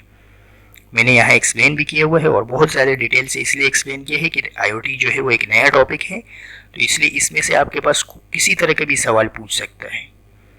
ओके, तो इसलिए आप इस सवाल को जैसे यहाँ मैं समझा रहा हूँ, इसको कंप्लीट करें ताकि आपके पेपर में 75 आउट ऑफ 75 मार्क्स पॉसिबल हो। लेकिन इस सवाल को अगर आप एड्रेस करेंगे तो इसमें आपके पास सिर्फ और सिर्फ IoT को डिफाइन करना है और 3 डिवाइसेस के नाम लिखने हैं। तो IoT के डेफिनेशन की तरफ बढ़ते हैं। The internet of things is a network of interconnected devices that communicate and exchange data with each other through the internet. यानी इंटरनेट के थ्रू डेटा को एक्सचेंज करना मल्टीपल डिवाइसेस के साथ। The devices that communicate and exchange data, जैसे बहुत सारे devices आपस में एक ही इंटरनेट के साथ कनेक्ट हो। These devices can range from everywhere, household items like refrigerator and thermostat, to industry machinery and health equipment. The goal of IoT is to create a seamless and intelligent environment where devices work together to improve efficiency, convenience, and overall quality of life. तो ये एक बहुत अच्छी definition लिखी हुई IoT की कि भाई इससे क्वालिटी ऑफ लाइफ इंप्रूव होती है अगर आप बहुत सारी चीज़ों को आपस में कनेक्ट करते थ्रू इंटरनेट और फिर आपको उसको इंटरनेट के थ्रू यूज़ करें। So the internet of thing refers to a network of, अच्छा ये दूसरी डेफिनेशन है, आप दोनों डेफिनेशन में से कोई से भी डेफिनेशन लिख सकते हैं। So the Internet of Things refers to the networks of interconnected physical devices that are embedded with a sensor। ये सेंसर देखिए लाजमी होता है, अगर आप मुख्तलिफ डिवाइसेस को कनेक्ट करना चाहते हैं तो उसके अंदर सेंसर होने ज़रूरी है ताकि वो सेंस कर सके। सॉफ्टवेयर एंड अदर टेक्नोलॉजीज, या तो उसके अंदर सॉफ्टवेयर इंस्टॉल हो। enable them to collect, exchange and act upon data over the time or the internet, और वो उस डेटा को जो आपने जैसे स्विच ऑन किया है, ऑफ किया है, या आपने इंटरनेट को इस टाइम एक्सेस किया है तो वो आपके डेटा को स्टोर करेगा। Okay, these devices work together to provide automation, efficiency and enhance functionality across various sectors such as healthcare, transportation and smart homes। Health care में इसकी बहुत ज़्यादा अहमियत है, ट्रांसपोर्टेशन में एंड स्मार्ट होम्स। ओके, अगर आप छोटे से होम्स बनाना चाहते हैं स्मार्ट होम, तो आप उसमें IoT की मदद से उसमें बहुत सारे फ़ायदे होंगे आपके। तो इसके 3 एग्जांपल्स में आपके पास है smart thermostat, smart wearables, smart security cameras. Okay, जैसे सिक्योरिटी कैमरा में अगर आप वाईफाई के थ्रू कैमरे कनेक्ट करें तो उसको आप कहीं से भी एक्सेस कर सकते हैं, लेकिन इसमें सिक्योरिटी के बड़े मसाइल होते हैं, लेकिन फिर भी आप IoT की मदद से उसको सिक्योर कर सकते हैं। तो एडजस्ट, अच्छा ये मतलब लिखे हुए इसके, तो आप अगर नहीं भी लिखना चाहते हैं तो नहीं लिखे, सिर्फ नाम लिख ले तीनों के तो भी काफ़ी है। Adjust home temperature based on your preference and energy saving setting. तो स्मार्ट थर्मोस्टेट क्या है, होम टेम्परेचर को मैनेज करता है। थर्मोस्टेट का मतलब है टेम्परेचर को मैनेज करना। ओके, जैसे आप चाहते हैं, जैसे इस्त्री होती है उसमें भी थर्मोस्टेट लगा होता है, वो टेम्परेचर को मेंटेन करता है। स्मार्ट वेरेबल्स, फिटबिट और एप्पल वॉच इसकी एग्जाम्पल है। Track health data like heart rate and activity levels. तो ये इस तरह के वॉचेस होते हैं कि जो आपके हेल्थ का भी डेटा कलेक्ट करते हैं, जैसे आपके blood pressure, sugar, health, heart rate. Smart security cameras allow remote monitoring and alerts for home और ऑफिस सिक्योरिटी। ये जो कैमराज है ये क्या है, रिमोटली मॉनिटर कर रहे होते हैं, यानी आप कहीं पे भी होते हैं। रिमोटली का मतलब है आप उस जगह पे मौजूद नहीं है। ओके, जैसे अक्सर नाम सुना होगा रिमोट जॉब। रिमोट जॉब का मतलब है आप कहीं से भी आप कोई जॉब करें तो इसका मतलब होता है रिमोट जॉब। तो रिमोट मॉनिटरिंग का मतलब है कैमरा आपके पास लगे हुए हैं और आप कहीं से भी एक्सेस कर सकते हैं। घर पे हो, आप किसी ऑफिस में हो, जैसे आपके कराची में ऑफिस है और आप कराची से कहीं बाहर जा रहे हो तो आप उसको कैमरे के थ्रू एक्सेस कर सकें। ओके, अच्छा, और यहाँ तक आपका देखिए अभी इस सवाल के मुताबिक अगर आप जवाब देना चाहें तो आपका जवाब यहाँ से यहाँ तक है। ओके, लेकिन मैंने ये ज़्यादा एक्सप्लेन करवाया हुआ है इसलिए ताकि पेपर में अगर सवाल थोड़ा सा डिफरेंट भी दे दे तो आप इस काबिल हो कि आप इसको अटेम्प्ट कर सकें। ये 2 तरह के सवालात और आ सकते हैं IoT से। एक आ सकता है मेन कंपोनेंट ऑफ IoT और एक आ सकता है कि impact of IoT in your daily life. जैसे ये सवाल आ सकता है कि explain the main component of IoT। तो इसके लिए आपके पास क्या क्या होना ज़रूरी है, सेंसर का होना ज़रूरी है, कनेक्टिविटी का होना ज़रूरी है, डेटा सेविंग यानी डेटा प्रोसेसिंग का होना ज़रूरी है, यूज़र इंटरफेस का होना ज़रूरी है। तो sensor collect the data from the environment such as temperature, humidity, motion and light. Actuators on the other hand perform action based on the data receive. जो डेटा उनके रिसीव होगा वो उसी के हिसाब से एक्शन करेंगे। सेंसर का काम यही होता है। Like turning on a light और एडजस्ट अ थर्मोस्टेट। जैसे मैं एक्शन दे देता हूँ कि भाई टर्निंग ऑन और लाइट ऑन करें तो वो सेंसर जो है उसको सेंस कर सके और उसी के हिसाब से वो एक्शन परफॉर्म कर सके। और एडजस्टिंग अ थर्मोस्टेट का मतलब है जैसे मैंने टेम्परेचर को मेंटेन करवाना है तो मैं उसको एक्शन दूंगा तो सेंसर उसको सेंस करेगा। Connectivity, this involves the communication protocols and network that connect IoT devices to the internet. जो कनेक्टिविटी है वो सारे डिवाइसेस को इंटरनेट के थ्रू कनेक्ट करेगा। Common connectivity options include wifi के थ्रू कनेक्ट कर सकते हैं आप ब्लूटूथ के साथ। ये एक और कनेक्टिंग डिवाइस है ZigBee एंड सेलुलर नेटवर्क्स। तो ये बहुत सारे तरीकों से आप इसको कनेक्ट कर सकते हैं मल्टीपल डिवाइसेस को। Data processing, once data is collected by the sensor it's need to be process and analyse. अब डेटा उसके पास आ गया तो अब उसने उसको प्रोसेस करना है और एनालाइज करना है। ओके और सेंट्रल सर्वर और cloud for more complex processing. फिर वो उस डेटा को उसने सेंड करना है जो सेंट्रल सर्वर है उसके पास, और क्लाउड का मतलब है कि डेटा ऑनलाइन कहीं पे सेव हो रहा है फॉर मोर कॉम्प्लेक्स प्रोसेसिंग। इसे आजकल एक नए मेथड आया हुआ है आर्टिफिशियल इंटेलिजेंस में, क्लाउड कंप्यूटिंग। तो वो डेटा जब सेव हो जाता है तो उसको फिर क्लाउड कंप्यूटिंग मेथड से हम क्या करते हैं, उसको एनालिसिस करते हैं। User interface, the user interface allow user to interact with IoT devices. User interface होना ज़रूरी है। जैसे आप देखिए यूजर इंटरफेस का मतलब है, जैसे आपके पास व्हाट्सएप है तो व्हाट्सएप का सामने आपके पास दिखाई दे रहा है, तो ये यूजर इंटरफेस हो गया। इसके बैक आपको डेटा का नहीं पता है लेकिन आपके पास यूजर इंटरफेस होता है। फेसबुक है, आपके पास यूजर इंटरफेस होता है, बैक का डेटा का आपको नहीं पता लेकिन क्या है, यूजर इंटरफेस होता है ताकि आप उसको ऑपरेट कर सकें। तो इसी तरह IoT अगर आप करेंगे तो आपके पास एक यूजर इंटरफेस होना चाहिए ताकि आप हर डिवाइस को उसी के हिसाब से मैनेज कर सकें। This can be through out mobile apps, web interface और वॉइस कमांड्स। वो हम मोबाइल के थ्रू कर सके, वेब के बेस पे या वॉइस कमांड्स के बेस पे। अच्छा, इसके इम्पैक्ट क्या है डेली लाइफ पे, तो वो भी पेपर में आपसे पूछे जा सकता है। IoT has significantly impact on various aspect of daily life, smart homes, health care, transportation, agriculture. Okay, यानी हेल्थ केयर पे भी उसका बहुत ज़्यादा इम्पैक्ट है IoT का, स्मार्ट होम्स पे है। जैसे फॉर एग्जांपल आप IoT डिवाइसेस हो तो आपने इंटरनेट के थ्रू कनेक्ट किया हो तो वो खुद ही, जैसे हम डॉक्टर के पास जाते हैं तो वो हमारा टेम्परेचर, वेट, सारी चीज़ें मेजर करता है, फिर उसके बाद उसको नोट करता है, फिर उसकी पूरी रिपोर्ट बनाता है, फिर उसके बाद उसकी चेकिंग होती है। बहुत लंबा प्रोसेस होता है और उसके बाद 2-3 दिन में वो पेशेंट को समझ पाते हैं। लेकिन अगर आपके पास IoT डिवाइसेस होंगे तो जैसे ही पेशेंट एंटर होगा वो सारी चीज़ों को खुद ही रीड कर लेगा, सारी मशीनें। जैसे फॉर एग्जांपल स्मार्ट वॉच होंगे तो वो क्या करेगा, वो टेम्परेचर को, हार्ट बीट को, सब चीज़ों को नोट करेगा, फिर आपके वेट, सब चीज़ों को मेजर करके उसको क्लाउड पे लेके आ जाएगा। यानी डॉक्टर जो है उसको पूरी रिपोर्ट पेज बनाने की ज़रूरत नहीं पड़ेगी, उसको पूरा डेटा जो है ऑनलाइन मिल जाएगा और वो जो है डायरेक्ट एनालाइज कर लेगा कि भाई इस पेशेंट को क्या बीमारी है। तो ये हेल्थ केयर के लिए बहुत ज़्यादा अहमियत रखता है IoT। इसके अलावा transportation, IoT enables vehicle and traffic management system, improve road safety, reduction congestion and enhance the overall driving experience। अगर आपके पास IoT होगा, जैसे बहुत सारे ऑटोमेटिक कार्स वगैरह में लगा होता है, ओके, तो इससे क्या होती है, ड्राइविंग में रिलायबिलिटी आती है, एक्सीडेंट का जो वो है वो कम हो जाएगा। जैसे कराची में ट्रैफिक बहुत ज़्यादा है तो उसके मसाइल को ख़त्म करने के लिए वो IoT से हेल्प ले सकते हैं। Agriculture, IoT devices monitor soil conditions, weathers and crop health to optimize farming practices and increase yields।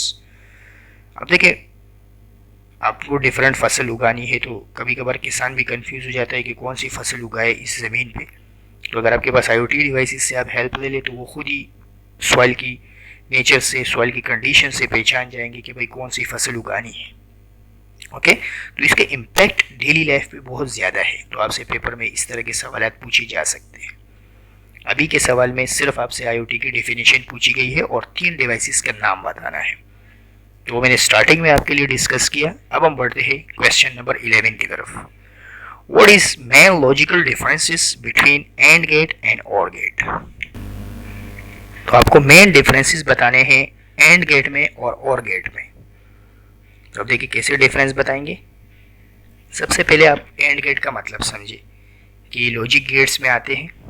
Logic gates में हमारे पास बहुत सारे हैं, एंड गेट है, और गेट है, नॉर गेट है, नॉट है, ये 3 बेसिक है। फिर उसके बाद नॉर है, एंड है,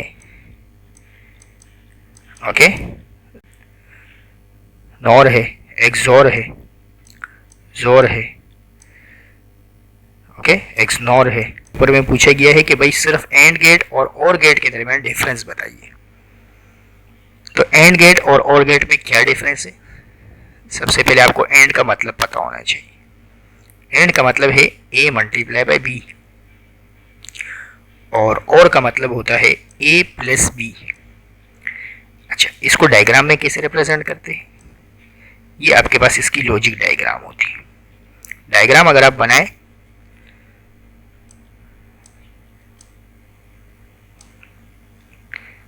ये एंड गेट की आपके पास लॉजिक डायग्राम है। तो अगर आप डायग्राम बनाए इसकी, तो ये आपके पास इनपुट्स होते हैं ए एंड बी, ये आपके पास एंड को डिनोट करता है, और जब ये वाला ऑपरेटर हम यूज करते हैं तो ये हमारे पास ए को बी के साथ क्या कर देता है, मल्टीप्लाई कर देता है, ये हमारे पास आउटपुट आ जाता है। इसी तरह जब हम और गेट लिखते हैं तो और गेट को हम ऐसे लिखते हैं, ये ब्रैकेट इस तरह बनाते हैं और इसको ऐसे। तो ये हमारे पास कौन सा गेट है, और गेट है, इसमें प्लस करते हैं दोनों को। जब हम ये डायग्राम बना देते हैं तो ये हमारे पास प्लस करके दे देता है। ओके, तो एंड और ऑर का अगर आप ट्रूथ टेबल्स भी बनाए तो मैं दो पॉसिबल इनपुट के लिए ट्रूथ टेबल इसका भी बना देता हूँ, और इसी तरह ट्रूथ टेबल इसका भी बना देता हूँ, ताकि आपको फिर ऊपर वाले डिफरेंस समझ में आए। यहाँ हम ए लेते हैं, यहाँ बी है, और यहाँ हम ए मल्टीप्लाई बाई बी करेंगे। इसी तरह सेम टू सेम अगर आप यहाँ देखें तो हमारे पास क्या होगा, यहाँ ए आएगा, यहाँ बी आएगा, और ये हमारे पास प्लस हो जाएंगे। तो अब यहाँ पॉसिबल वैल्यू लिख के इसको मल्टीप्लाई कर देते हैं। जैसे यहाँ ए की पॉसिबल वैल्यू 0 0 1 1, जबकि बी की पॉसिबल वैल्यू 0 1 एंड 0 1। अब आप दोनों को मल्टीप्लाई करें, 0 से मल्टीप्लाई होके 0 0 हो जाएंगे और ये 1। जबकि यहाँ अगर आप देखें तो 0 0 1 1 0 1 0 1, यहाँ अगर आप पॉसिबल वैल्यू देखें, क्योंकि ये सारे लॉजिक गेट्स जितने भी है ये हमारे पास डिजिटल इलेक्ट्रॉनिक्स में आते हैं, तो इसलिए सारी पॉसिबल वैल्यू या तो 0 होती है या 1 होती है। अब 0 प्लस 0 जो आपके पास 0 है, 0 प्लस 1 जो है वो 1 है, और 1 प्लस 0 1 है, और 1 प्लस 1 जो है वो भी 1 है। तो इसमें देखिए आपके पास बहुत सारे आंसर 1 आ रहे हैं। जब कोई भी 1 हो जाए, जैसे बी 1 हो जाए या ए 1 हो जाए या दोनों 1 हो जाए, तो आपके पास 1 आंसर आएगा। लेकिन जब एंड गेट है उसमें आपके पास कब 1 आंसर आएगा, जब दोनों 1 हो जाएंगे। तो ये अब देखिए logic operator, output true value 1 only if all inputs are true 1। जब सारे 1 हो जाएंगे तो तब आपके पास आउटपुट में 1 आएगा, अदरवाइज आउटपुट में 0 आंसर आएंगे। इसी तरह यहां देखिए output true 1 if at least 1 input is true 1। अगर कोई एक भी 1 हो जाएगा, जैसे इधर 1 हो गया तो ये 1 हो गया, इधर 1 हो गया है तो ये 1 हो गया है, इसी तरह ये दोनों 1 हो गए हैं तो ये भी 1 हो गए। तो अगर कोई एक भी 1 हो जाएगा तो आपके पास आउटपुट में 1 आंसर आएगा। तो ये और गेट का डिफिनेशन है। दूसरा फर्क ये है कि हम इसको a मल्टीप्लाई बाई b से डिनोट करते हैं, इसको a प्लस b से डिनोट करते हैं। Produce 1 only if when all inputs are 1। दोबारा वही बात बताई गई है कि अगर 1 तब आएगा जब सारे 1 होंगे, यहाँ 1 तब आएगा जब कोई एक 1 होगा, कोई एक भी 1 हो जाएगा तो 1 आ जाएगा। यहाँ एग्जाम्पल बताएगी कि a is 1 and b is 0। अगर a 1 हो जाए और b 0 हो जाए, तीसरे पार्ट में बताया हुआ है, तो आउटपुट आपके पास 0 आएगा। लेकिन अगर यहाँ a 1 हो जाए, b 0 हो जाए तो आउटपुट 1 आएगा। मेरा मशवरा ये है कि आप ये छोटा वाला पॉइंट लिखने के बजाय आप इसके डायग्राम्स बनाएं और ट्रूथ टेबल बना दें। यहाँ बता दें कि for 2 possible inputs, for 2 inputs, यानी ये जो डायग्राम बना रहे हैं हम, ये जो ट्रूथ टेबल बना रहे हैं, ये फॉर 2 इनपुट्स है। ओके, तो यहाँ आप बता दें फॉर 2 इनपुट्स ट्रूथ टेबल और लॉजिक डायग्राम्स, सर्किट डायग्राम। इसी के साथ सवाल इख्तिताम को पहुंचे। अब हम बढ़ते हैं 12वें सवाल की तरफ। पेपर में आपको टोटल 10 पार्ट करने हैं, लेकिन मैं आपको सारे इसलिए सोल्व करवा रहा हूँ ताकि आप पेपर में एग्जामिनेशन, बोर्ड के एग्जाम में आपसे किसी तरह के भी सवाल पूछे तो आप मेंटली तौर पे तैयार हो उसके। तो 12वें सवाल में देखिए, आपको इस इक्वेशन की डायग्राम बनानी है, तो उसके लिए आपको सारे डायग्राम्स पता होने चाहिए कि एंड का डायग्राम कैसे बनता है। एंड का मतलब होता है मल्टीप्लाई। इसका डायग्राम अभी आपने देखा कैसे डायग्राम होता है, बताइए। एक ए का डायग्राम कैसे होता है, ए मल्टीप्लाई बाई बी का। तो ए मल्टीप्लाई बाई बी का जो डायग्राम है वो आपके पास ऐसे बनता है। ओके,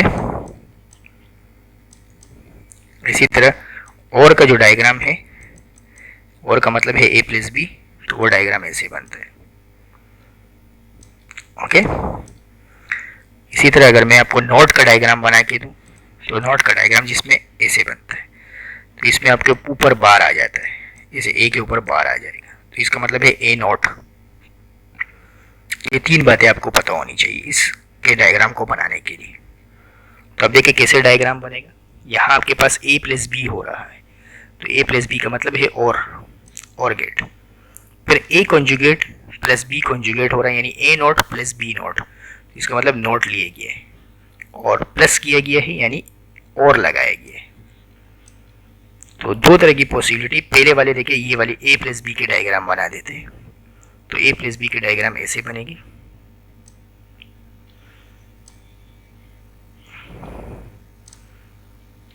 ये ए है, ये बी है, तो ये आपके पास हो जाएगा ए प्लस बी, थोड़ा बड़ा बना। ये आपके पास आंसर है ए प्लस बी, सॉरी ए प्लस बी। ओके, अब देखिए ए कॉन्जुगेट बी कॉन्जुगेट के डायग्राम बनाने के लिए पहले आप ए कॉन्जुगेट लिखेंगे। ए कॉन्जुगेट ये है आपके पास, इसी तरह ये आपके पास है बी कॉन्जुगेट, तो ये आपके पास था ए, ये आपके पास था बी, और इससे गुजरने के बाद ये आपके पास बन गया ए कॉन्जुगेट, और ये आपके पास बन गया बी कॉन्जुगेट। अब हमें इन दोनों को प्लस करना है, तो प्लस कैसे करेंगे? प्लस करने का मतलब है और लगाएंगे, तो अब इस पे और लगा देंगे, तो ये हमने और लगा दिया। ओके, तो अब क्या हो जाएगा? ये प्लस हो जाएंगे, इसका मतलब a conjugate plus b conjugate. अब इन दोनों को मिलाना है, कैसे मिलाएंगे? मल्टीप्लाई करना है। मल्टीप्लाई करने के लिए हम एंड गेट लगाएंगे, तो एंड गेट का मतलब है हम सीधे सीधे लगा देंगे, तो ये हमारे पास मल्टीप्लाई हो गया, यानी ये जो आंसर आया हमारे पास, ये ए प्लस बी मल्टीप्लाई हुआ किसके साथ? A conjugate plus b conjugate के साथ, जो हमारे पास सी आंसर है। तो आपको इसके इस तरह डायग्राम बनानी है। अब आपके पास कोर्स में एक तो डायग्राम है, एक आपके पास है लॉजिक डायग्राम, एक आपके पास है ट्रूथ टेबल्स, और एक आपके पास कोर्स में शामिल है के मैप, कार्नो मैप। तो आपको इन तीनों में से किसी तरह का भी सवाल आ सकता है पेपर में। आपने तीनों के लिए मेंटली तौर पे तैयार होना है एग्ज़ाम के लिए। तो उसके लिए मैंने आपके लिए एक दो तरह के पीडीएफ्स जो है वो डाउनलोड के डिस्क्रिप्शंस में दे दूंगा। एक ये पीडीएफ है, इसमें हर तरह की डायग्राम आपको दी हुई है। लॉजिक डायग्राम, बहुत मुश्किल डायग्राम भी दी हुई है, आप उनको मत करें, सिर्फ सिंपल वाले डायग्राम्स करें। जैसे मैं आपको दिखा देता हूँ 2-3 डायग्राम्स। स्टार्टिंग वाले पेजेस को एड्रेस करें। मैं आपको पेज नंबर बता देता हूँ कि कौन कौन से पेजेस को एड्रेस करें आप इस पीडीएफ में। इसमें बहुत ज़्यादा डिटेल दी हुई है, आप ज़्यादा डिटेल पे मत जाए, आपको सिर्फ डायग्राम्स बनाने आने चाहिए। यहाँ मैं कुछ डायग्राम्स आपको बता देता हूँ। ये देखिए, ये बहुत मुश्किल डायग्राम है, इनको समझने की कोशिश करें। ओके, ये मैं आपको पेज नंबर है 33, पेज नंबर है 33 को एड्रेस करें इस पीडीएफ का। ये वाला क्वेश्चन, इस क्वेश्चन को सोल्व करें। ये पेज नंबर आपको बता देता हूँ 30, पेज नंबर 33 दो पेजेस हो गए। इसके अलावा ये इस डायग्राम को एड्रेस करें आप। देखिए, ए का कॉन्जुगेट लिया हुआ है, पहले नॉट लिया हुआ है, और बी को लिया है, तो ये हो गया ए नॉट बी। इसी तरह ये ए बी नॉट हो गया। जैसे मैंने इस डायग्राम को बड़ा करके बनाया, तो इसको बड़ा करने के बजाय आप इसको सिंपल भी बना सकते थे। जैसे मैं यहाँ बना देता हूँ, देखिए आपके पास हो गया ए बी। ओके, मैं डिफरेंट पेन को यूज़ करके अगेन बना देता हूँ इसको शॉर्ट करके, तो आपको फिर समझ में आ जाएगा कि पीडीएफ पढ़ने से हमें क्या फ़ायदा हुआ। तो ये पीडीएफ का पेज नंबर 30 और 33 को लाजमी पढ़ें, क्योंकि उससे आपको बहुत ज़्यादा आप इस काबिल हो जाएंगे कि सवाल बना पाएंगे। ब्लैक पेन से बना देखिए, पहले हमने ये डायग्राम बनाई ए बी, इसी तरह अब देखिए नीचे वाली डायग्राम, इसको थोड़ा ज़्यादा एक्सटेंड करें। ये आपके पास है a प्लस बी। अब आप देखिए नोट वाले, ये a नोट है, ये आपके पास है b नोट। तो a और b का आपने नोट ले लिया, तो ये आपके पास होगा a नोट b नोट। अब आपने इन दोनों को प्लस करना है, तो आप इस पर ये लगाइए, ये आपके पास हो जाएगा a note plus b note. अब इन दोनों को ज्वाइन करना है जो बहुत दूर है, तो अब इसको ऐसे लेके, अब आप इसको ऐसे बना, तो ये आपके पास हो जाएगा a plus b multiply by a conjugate plus a not b plus b not. तो ये आपके पास, तो आप इस डायग्राम में इतना बड़ा बनाने के बजाय इसको इधर लेके आ सकते हैं। तो ये पेज नंबर, इस पीडीएफ का पेज नंबर है 33। तो ये पीडीएफ्स मैं आप लोग को वीडियो के डिस्क्रिप्शंस में दे दूंगा। इसमें कार्नो मैप के सवालात भी है, देखिए कार्नो मैप के, और इसके अलावा इसमें ट्रूथ टेबल्स भी बने हुए हैं। कार्नो मैप के सवालात भी है, ट्रूथ टेबल्स के भी है। तो ये स्टार्टिंग के 33 पेजेस को एड्रेस करें। इसमें आपके पास सारे कार्नो मैप भी दिए हुए हैं और ट्रूथ टेबल्स भी दिए हुए हैं और लॉजिक सर्किट्स के डायग्राम्स भी दिए हुए हैं। ओके, ये देख रहे हैं आप कार्नो मैप के, ये लॉजिक सर्किट्स के, again Karnaugh truth tables, truth table के भी, ये जैसे लिखा हुआ है ना सेटअप ट्रूथ टेबल, तो ट्रूथ टेबल के भी सवाल आते हैं। सिर्फ इस एक पीडीएफ को भी अगर आप देख ले अच्छी तरह, शुरू के 33 पेजेस, तो ये आपका कवर हो जाएगा ये सवाल। ओके, इसमें एसओपी पीओएस फॉर्म को लिखे गए हैं। ओके, जैसे एसओपी और पीओएस। अभी अगर आप देखें तो ये SOP, which of the following expression is in SOP form, तो बताइए इनमें से कौन से एसओपी फॉर्म है। इस तरह के सवाल आपके पास आ सकते हैं इस क्वेश्चन में, इसलिए उसके लिए ये पीडीएफ आपके पास बेस्ट है। तो ये मैं वीडियो के डिस्क्रिप्शंस में इसका डाउनलोड लिंक लगा दूंगा, तो वहाँ से आप इसको डाउनलोड कर सकते हैं। ओके, ये पीडीएफ 2 भी लगा दूंगा, इसमें भी आपके पास बहुत सिंपल है। ओके, इसमें भी देखिए ये डायग्राम्स दिए हुए, ये लॉजिक डायग्राम्स दिए हुए सर्किट्स, और इसके अलावा एसओपी पीओएस दिया हुआ है जो आपके सिलेबस में शामिल है, कार्नो मैप दिया हुआ है, ट्रूथ टेबल दिया है। ओके, तो ये 2 पीडीएफ्स आप कर ले, इंशाल्लाह आपके पेपर में ये सवाल आपका सॉल्व हो जाएगा। ओके, अब हम बढ़ते हैं क्वेश्चन नंबर 13 की तरफ। क्वेश्चन नंबर 13 में है define distinguish between analog and digital computer. Analog और डिजिटल कंप्यूटर में फ़र्क बताइए। तो एनालॉग कंप्यूटर हमारे पास क्या है, कंटिन्यूसली इस तरह की वेव होती है, continuous using physical quantities like voltage और करंट। वोल्टेज और करंट का ग्राफ हमेशा ऐसे होता है, कंटिन्यूस वेरिंग इस तरह। जबकि जो डिस्क्रीट है कंप्यूटर इस तरह काम करता है, जो डिजिटल इलेक्ट्रॉनिक्स है वो इस तरह काम करती है, 0 और 1। इसकी सीक्वेंस इस तरह होती है, इसका शेप आपके पास इस तरह होता है। ये कंटिन्यूस है, ये आपके पास डिस्क्रीट है, इसमें 1 और 0 आ जाते हैं। Okay, continuous operation simulating physical system, ये हम सिमुलेशंस में ज़्यादातर यूज़ करते हैं। और कंटिन्यूस ऑपरेशन में जैसे यहाँ लिखा हुआ है, ओके, यहाँ एग्जाम्पल्स नहीं लिखे, जैसे आप टेम्परेचर देखें,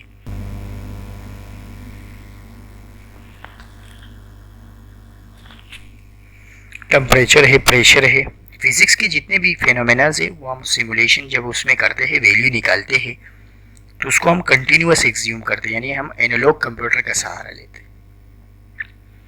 जैसे मैं स्पेक्ट्रम देखना चाह रहा हूँ, फिजिक्स में स्पेक्ट्रम आपने देखा होगा, स्पेक्ट्रम इस तरह होता है, एनालॉग कंप्यूटर से देखा जाता है।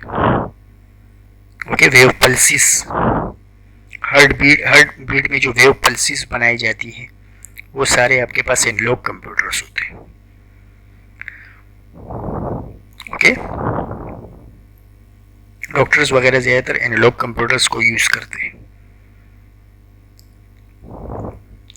डिजिटल कंप्यूटर में हमारे पास होते हैं discrete operations, performing calculation in logics, more precisely and accurately due to the use of binary digit. ये बाइनरी डिजिट की वजह से ज़्यादा प्रिसाइज आंसर देता है। Capable of performing a wide range of task, ये वाइड रेंज ऑफ टास्क के लिए है, ये स्पेसिफिक टास्क के लिए होता है। ओके, स्पेसिफिक, जैसे हार्ट वाली मशीन अगर आप किसी और को नहीं लगा सकते, स्पेक्ट्रम वाली मशीन आप स्पेक्ट्रोमीटर जैसे है वो आप किसी दूसरी जगह पे इस्तेमाल नहीं कर सकते, वो सिर्फ आप स्पेसिफिक जगह पे इस्तेमाल करते हैं। Okay, generally slower, limited memory capacity, large memory capacity, more reliable, less reliable, ये फ़र्क है आपके पास डिजिटल और एनालॉग कंप्यूटर्स में। Okay, name any 3 magnetic storage medium, किसी 3 मैग्नेटिक स्टोरेज मीडियम के नाम लिखे, सिर्फ नाम पूछे गए हैं तो आपने सिर्फ नाम लिखने हैं, hard disk drive, magnetic tape, floppy disk, magnetic strip card, zip disk. Okay, लेकिन यहाँ मैंने एक्सप्लेन कर दिया है कि HDD का मतलब है widely use device for storing data in computer. Magnetic tape का मतलब है use for archiving and backing up large volume of data. Floppy disks and older portable magnetic storage devices. Magnetic strip card found in credit card or ID card to store data magnetically. जैसे आपके शनाख्ती card वगैरह पे बना हुआ होता है।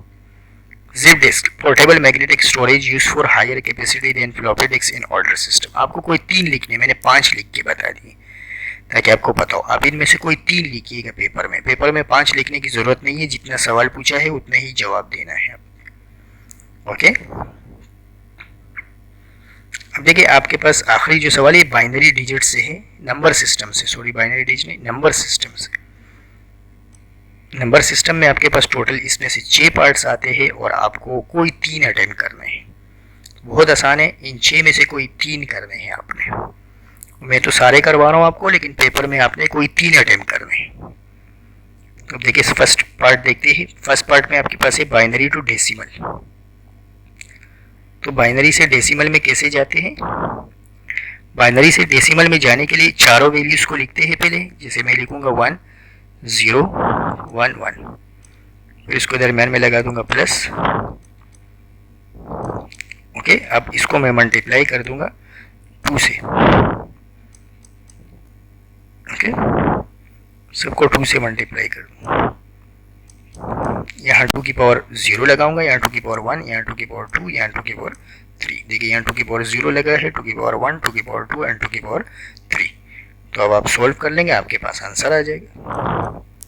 2 की power 3 8 के बराबर है, 8 मल्टीप्लाई बाई 1, और ये 0 से मल्टीप्लाई होकर 0 हो जाएगा, और 2 1 2 हो जाएगा आपके पास। इसी तरह ये 2 की पावर 0 1 के बराबर है, तो 1 आंसर आ जाएगा। तो ये 8 + 2 10 और 1 11, तो आपके पास 11 के बराबर है। तो ये बाइनरी डिजिट है, ये आपके पास डेसिमल में कन्वर्ट हो गया। ओके, इसी तरह आपके पास ये ऑक्टल टू डेसिमल है। सेकंड पार्ट में आपके पास ऑक्टल टू डेसिमल, ऑक्टल का मतलब 8 के डिजिट्स को डेसिमल में कन्वर्ट करना है।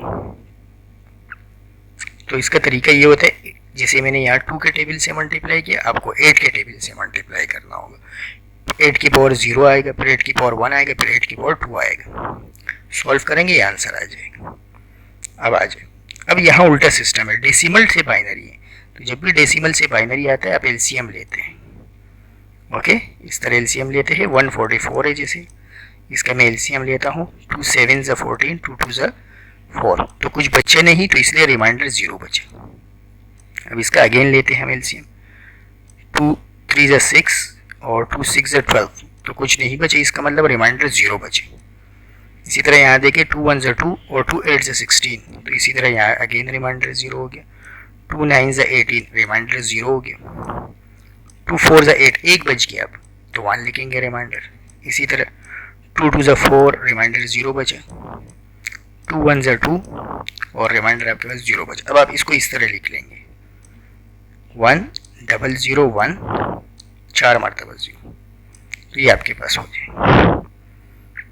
ओके, तो ये आपके पास डेसिमल से बाइनरी में कन्वर्ट हो जाएगा, 1 0 1 4 मरतबा 0। अब अगला जो सवाल है पार्ट नंबर 4, उसमें आपको डेसिमल से ऑक्टल में जाना है। डेसिमल से ऑक्टल में जाने के लिए सेम यही काम करना है, बस एलसीएम 8 से लेना है। ओके, 8 से एलसीएम लेना है। जैसे 640 है, इसका 8 के पार्ट से एलसीएम लेना है। ये 64 हो जाता है, 0 बचा, यानी कुछ फ़र्क नहीं बचा तो 0 बचा। अब 8/80 हो जाता है तो रिमेनिंग आपके पास 0 बचे। अब देखिए 8 1 8 हो जाता है, रिमेनिंग 2 बच गया, तो आपके पास क्या बचा 1200, इस तरह लिखेंगे 1200। तो ये जो डेसिमल है ये किस में कन्वर्ट हो गया, ऑक्टल में कन्वर्ट हो गया। अब आप आए पार्ट नंबर 5 और 6 जो है वो हेक्साडेसिमल से रिलेटेड। तो ये हेक्साडेसिमल से डेसिमल है और ये डेसिमल से हेक्साडेसिमल है। तो हेक्साडेसिमल से डेसिमल में जाना आसान है, 16 के टेबल से मल्टीप्लाई करेंगे, लेकिन आपको ए का मतलब पता होना चाहिए। तो आपके पास डिजिट होते हैं 0 1 2 till 9, उसके बाद आपके पास होते हैं ABCD EF, ये 10 हो गए, 11 12 13 14 15, हाँ ये टोटल आपके पास होते हैं। तो अब आप देखिए ये आपके पास है बी, ए जो है वो 10 के बराबर होता है, बी 11 के, सी 12 के, ये 13 के और ये 14 के। तो अब देखिए ए बी 3 दिया हुआ, तो ए की जगह आपके पास आ जाएगा 10, ए की जगह आ गया 10, बी की जगह आ गया 11 और 3 अपनी जगह पे आ गया। अब हमने 16 से मल्टीप्लाई कर दिया, तो यहाँ से स्टार्ट करते हैं हम, इस तरफ से देखते हैं। तो 16 की पावर 0, 16 की पावर 1, 16 की पावर 2, पावर निकालने के बाद मल्टीप्लाई करने के बाद ये आंसर आ जाएगा। तो ये हेक्साडेसिमल से डेसिमल में कन्वर्ट हो गए। इसी तरह डेसिमल से हेक्साडेसिमल में जाने के लिए 16 से एलसीएम लेंगे। ओके, तो 16 से एलसीएम लेंगे। इसके ऊपर डिटेल वीडियोस अगर आपने देखनी हो तो इसके मैंने लेक्चर लिए हुए हैं, डिटेल लेक्चर हर एक का अलग अलग। तो 16 1 ज़ा,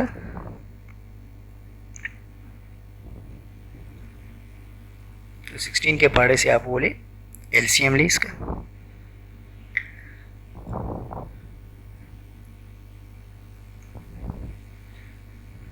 सिक्सटीन 4 ज़ा 64 हो जाएगा और रिमेनिंग जो बच जाएंगे 12 बच गए वो इसके पास चले जाएगा। तो उसके बाद ये 9 टाइम्स पढ़ेंगे तो ये आपके पास कट जाएगा, तो रिमाइंडर 0 बचेगा। अब 16 3 से जो है वो आपके पास हो जाएगा 48, एक बच जाएगा, तो ये आंसर आ गया 310। तो 310 ये हेक्साडेसिमल में। इसी के साथ सेक्शन बी जो है वो हमारे अख्तिताम को पहुंचा। अब हम बढ़ते हैं सेक्शन सी की तरफ। आपको सेक्शन बी के जो ये लास्ट पार्ट है इसमें कोई 3 पार्ट करने हैं। मैंने आपको सारे सॉल्व करवा दिए, तो आप कोई 3 पार्ट अटेम्प्ट करें। ओके स्टूडेंट्स, अब हम बढ़ते हैं सेक्शन सी की तरफ। सेक्शन सी में आपके पास टोटल आपके पास 7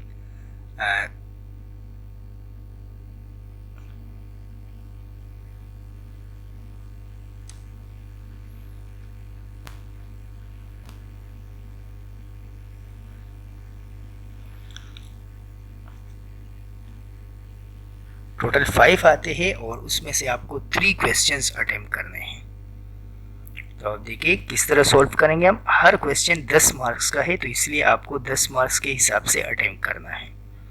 ओके, जैसे सेक्शन बी है तो उसमें हर क्वेश्चन आपके पास 3 मार्क्स का है, जबकि सेक्शन सी में हर सवाल आपके पास 10 मार्क्स का है। तो इसलिए आपको इसी तरह अटेम्प्ट करें ताकि आपके पेपर में 10 आउट ऑफ 10 भी आ जाए। ओके, तो सबसे पहले सवाल की तरफ बढ़ते हैं। पहले सवाल में आपसे पूछा गया है describe different types of computer according to its size and speed. Size और स्पीड के हिसाब से डिफरेंट टाइप्स ऑफ कंप्यूटर बताइए। तो types of computer according to size and speeds, उसमें हमारे पास है supercomputers, mainframe computers, minicomputers, microcomputer, embedded computers.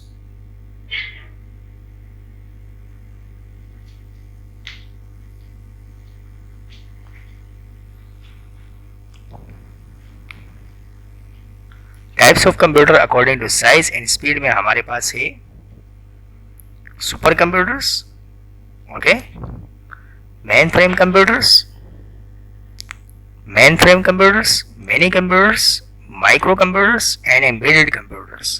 तो यहाँ आपको बिल्कुल क्लियरली जवाब दिए गए हैं,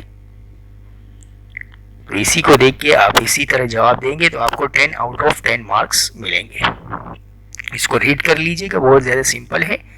सुपर कंप्यूटर आपके पास है the fastest and most powerful computer use for complex calculation in simulations. That is whether forecasting, scientific research. Super computers हम साइंटिफिक रिसर्च में इस्तेमाल करते हैं। वेदर फोरकास्टिंग का मतलब है जैसे बारिश हुई नहीं हुई, आज टेम्परेचर इतना है, इसमें आप सुपर कंप्यूटर्स का इस्तेमाल ज़्यादा करते हैं ताकि आपके पास रिलायबल आंसर आए। Extremely large in size and expensive, इसका साइज बहुत ज़्यादा होता है और ये एक्सपेंसिव है। सेकंड जो टाइप है वो हमारे पास है mainframe computers, capable of processing large amount of data efficiently, often used by banks and government agencies। तो जो बैंक्स और गवर्नमेंट एजेंसीज है वो जो कंप्यूटर यूज करते हैं वो हमारे पास है mainframe computers. Mini computers में medium size and relatively fast computers use by small businesses for specific purposes such as database management. Micro computer also known as personal computer PCs including desktop, laptops and tablets. Okay, small in size and slower compared to mainframe and super computers। ये बहुत ज़्यादा simple computers होते हैं। तो उसके last part जो है वो हमारे पास है embedded computers, designs for specific task with large devices such as cars, washing machines, compact and optimise for efficiency rather than speeds. Okay, इसमें स्पीड्स मैटर नहीं करता, लेकिन हम क्या करते हैं एफिशिएंसी इसकी देखते हैं कि एफिशिएंसी जो है वो ज़्यादा बेहतर हो।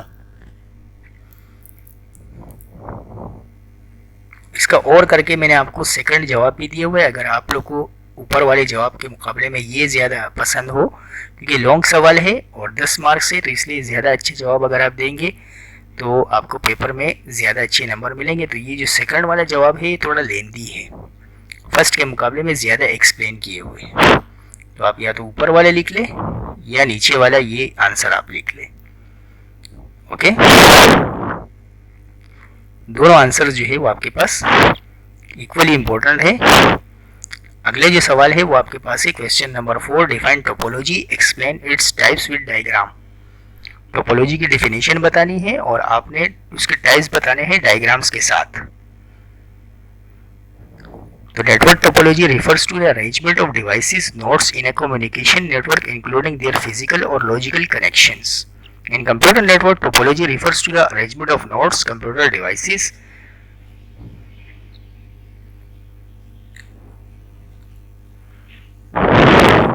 कंप्यूटर नेटवर्क में टोपोलॉजी हम कहते हैं arrangement of nodes, computer devices को और उनके दरमियान कनेक्शन को। Physical and logical layout of networks, उसमें हमारे पास है बस टोपोलॉजी, इसके अलावा है स्टार टोपोलॉजी। ओके, टोपोलॉजी के टाइप्स में हमारे पास है बस topology, star topology, ring topology. इसके अलावा बहुत सारे टाइप्स हैं, यहाँ मैंने डिटेल से बताए हुए हैं। तो इसी तरह आप mesh topology, tree topology, okay, hybrid topology, ये आपके ऊपर डिपेंड करता है। आप अगर नहीं बताना चाहे तो नहीं बताए। दो तरह की डायग्राम मैंने दी हुई, ये दूसरी वाली डायग्राम ज़्यादा बेहतर है, तो आप इस डायग्राम को बनाएं। जैसे ये बस टोपोलॉजी के साथ आप देखें मेन वायर से कनेक्ट है। ओके, ये आपके पास रिंग टोपोलॉजी है। इसी तरह ये स्टार टोपोलॉजी है, ये आपके पास मेश टोपोलॉजी है और ये लाइन टोपोलॉजी, ये ट्री टोपोलॉजी। तो आपको जिस तरह का जवाब दिया गया है आप उसी को लिखें। कभी कभार शॉर्ट क्वेश्चंस में इस तरह का सवाल आ जाता है कि रिंग टोपोलॉजी बताइए या बस टोपोलॉजी बताइए, फिर सिर्फ आपने बस टोपोलॉजी बताना होगा। कभी कभार बोलते हैं टोपोलॉजी बताइए, 2-3 पूछे जाते हैं, एडवांटेजेस डिसएडवांटेजेस बताइए। सवाल घुमाता रहता है लेकिन सवाल आता टोपोलॉजी में से है। तो मैंने ये जो आपको आंसर प्रोवाइड किया हुआ है इसमें हर तरह के सवाल का जवाब मौजूद है। यानी अगर आपके पास आ जाए राइट अ नोट ऑन बस टोपोलॉजी, तो आप बस टोपोलॉजी को लिख सकते हैं, अच्छा खासा है शॉर्ट में। डायग्राम के साथ मैंने एक्सप्लेन किया हुआ है, तो इसलिए आपके पास ये बेहतरीन जवाब है इसका। ओके, तो आप डायग्राम 1 बनाइएगा।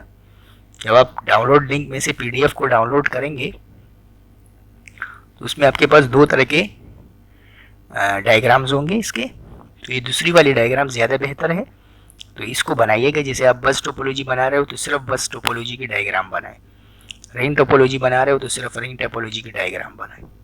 ओके, अब हम बढ़ते हैं क्वेश्चन नंबर 5 की तरफ। क्वेश्चन नंबर 5 में आपके पास है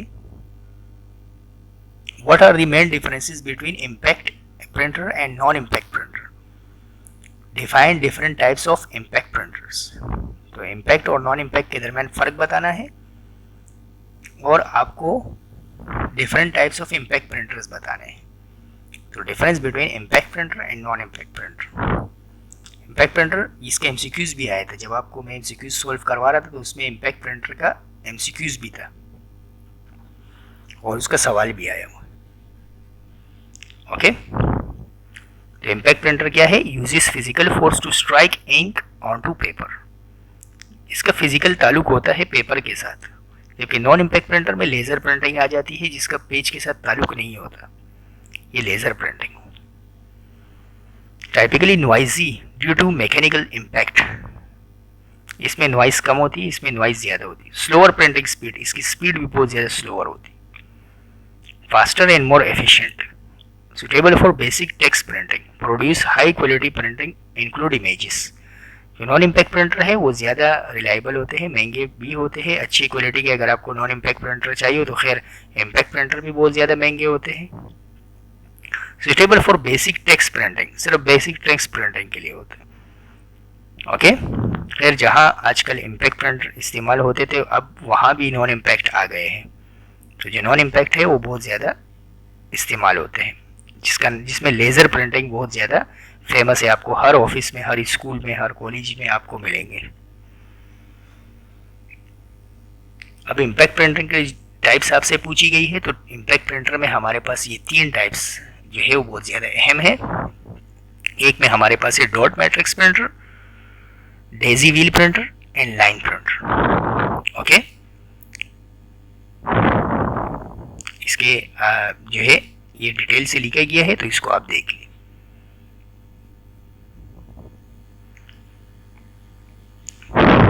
striking pins onto ink ribbon, ये हमारे पास डॉट मैट्रिक्स प्रिंटर जो है वो ज़्यादा अच्छी एग्जाम्पल है किसकी? इम्पैक्ट प्रिंटर की.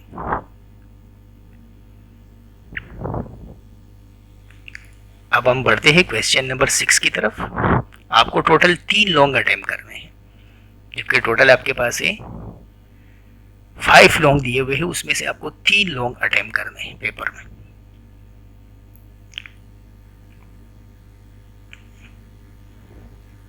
तो explain different types of communication media use in data communication. Data communication में हम different types of media use करते हैं, तो वो आपने एक्सप्लेन करना है. हमारे पास 2 तरह के मीडिया है. एक कहलाता है गाइडेड मीडिया यानी वायर्ड मीडिया, और दूसरा कहलाता है अनगाइडेड मीडिया यानी वायरलेस मीडिया.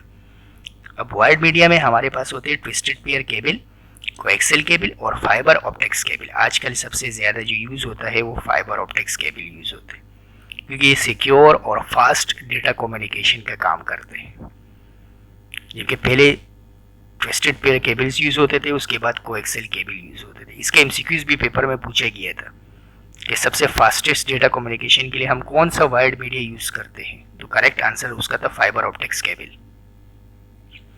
इसी तरह दूसरा जो है वो हमारे पास है अनगाइडेड मीडिया या वायरलेस मीडिया.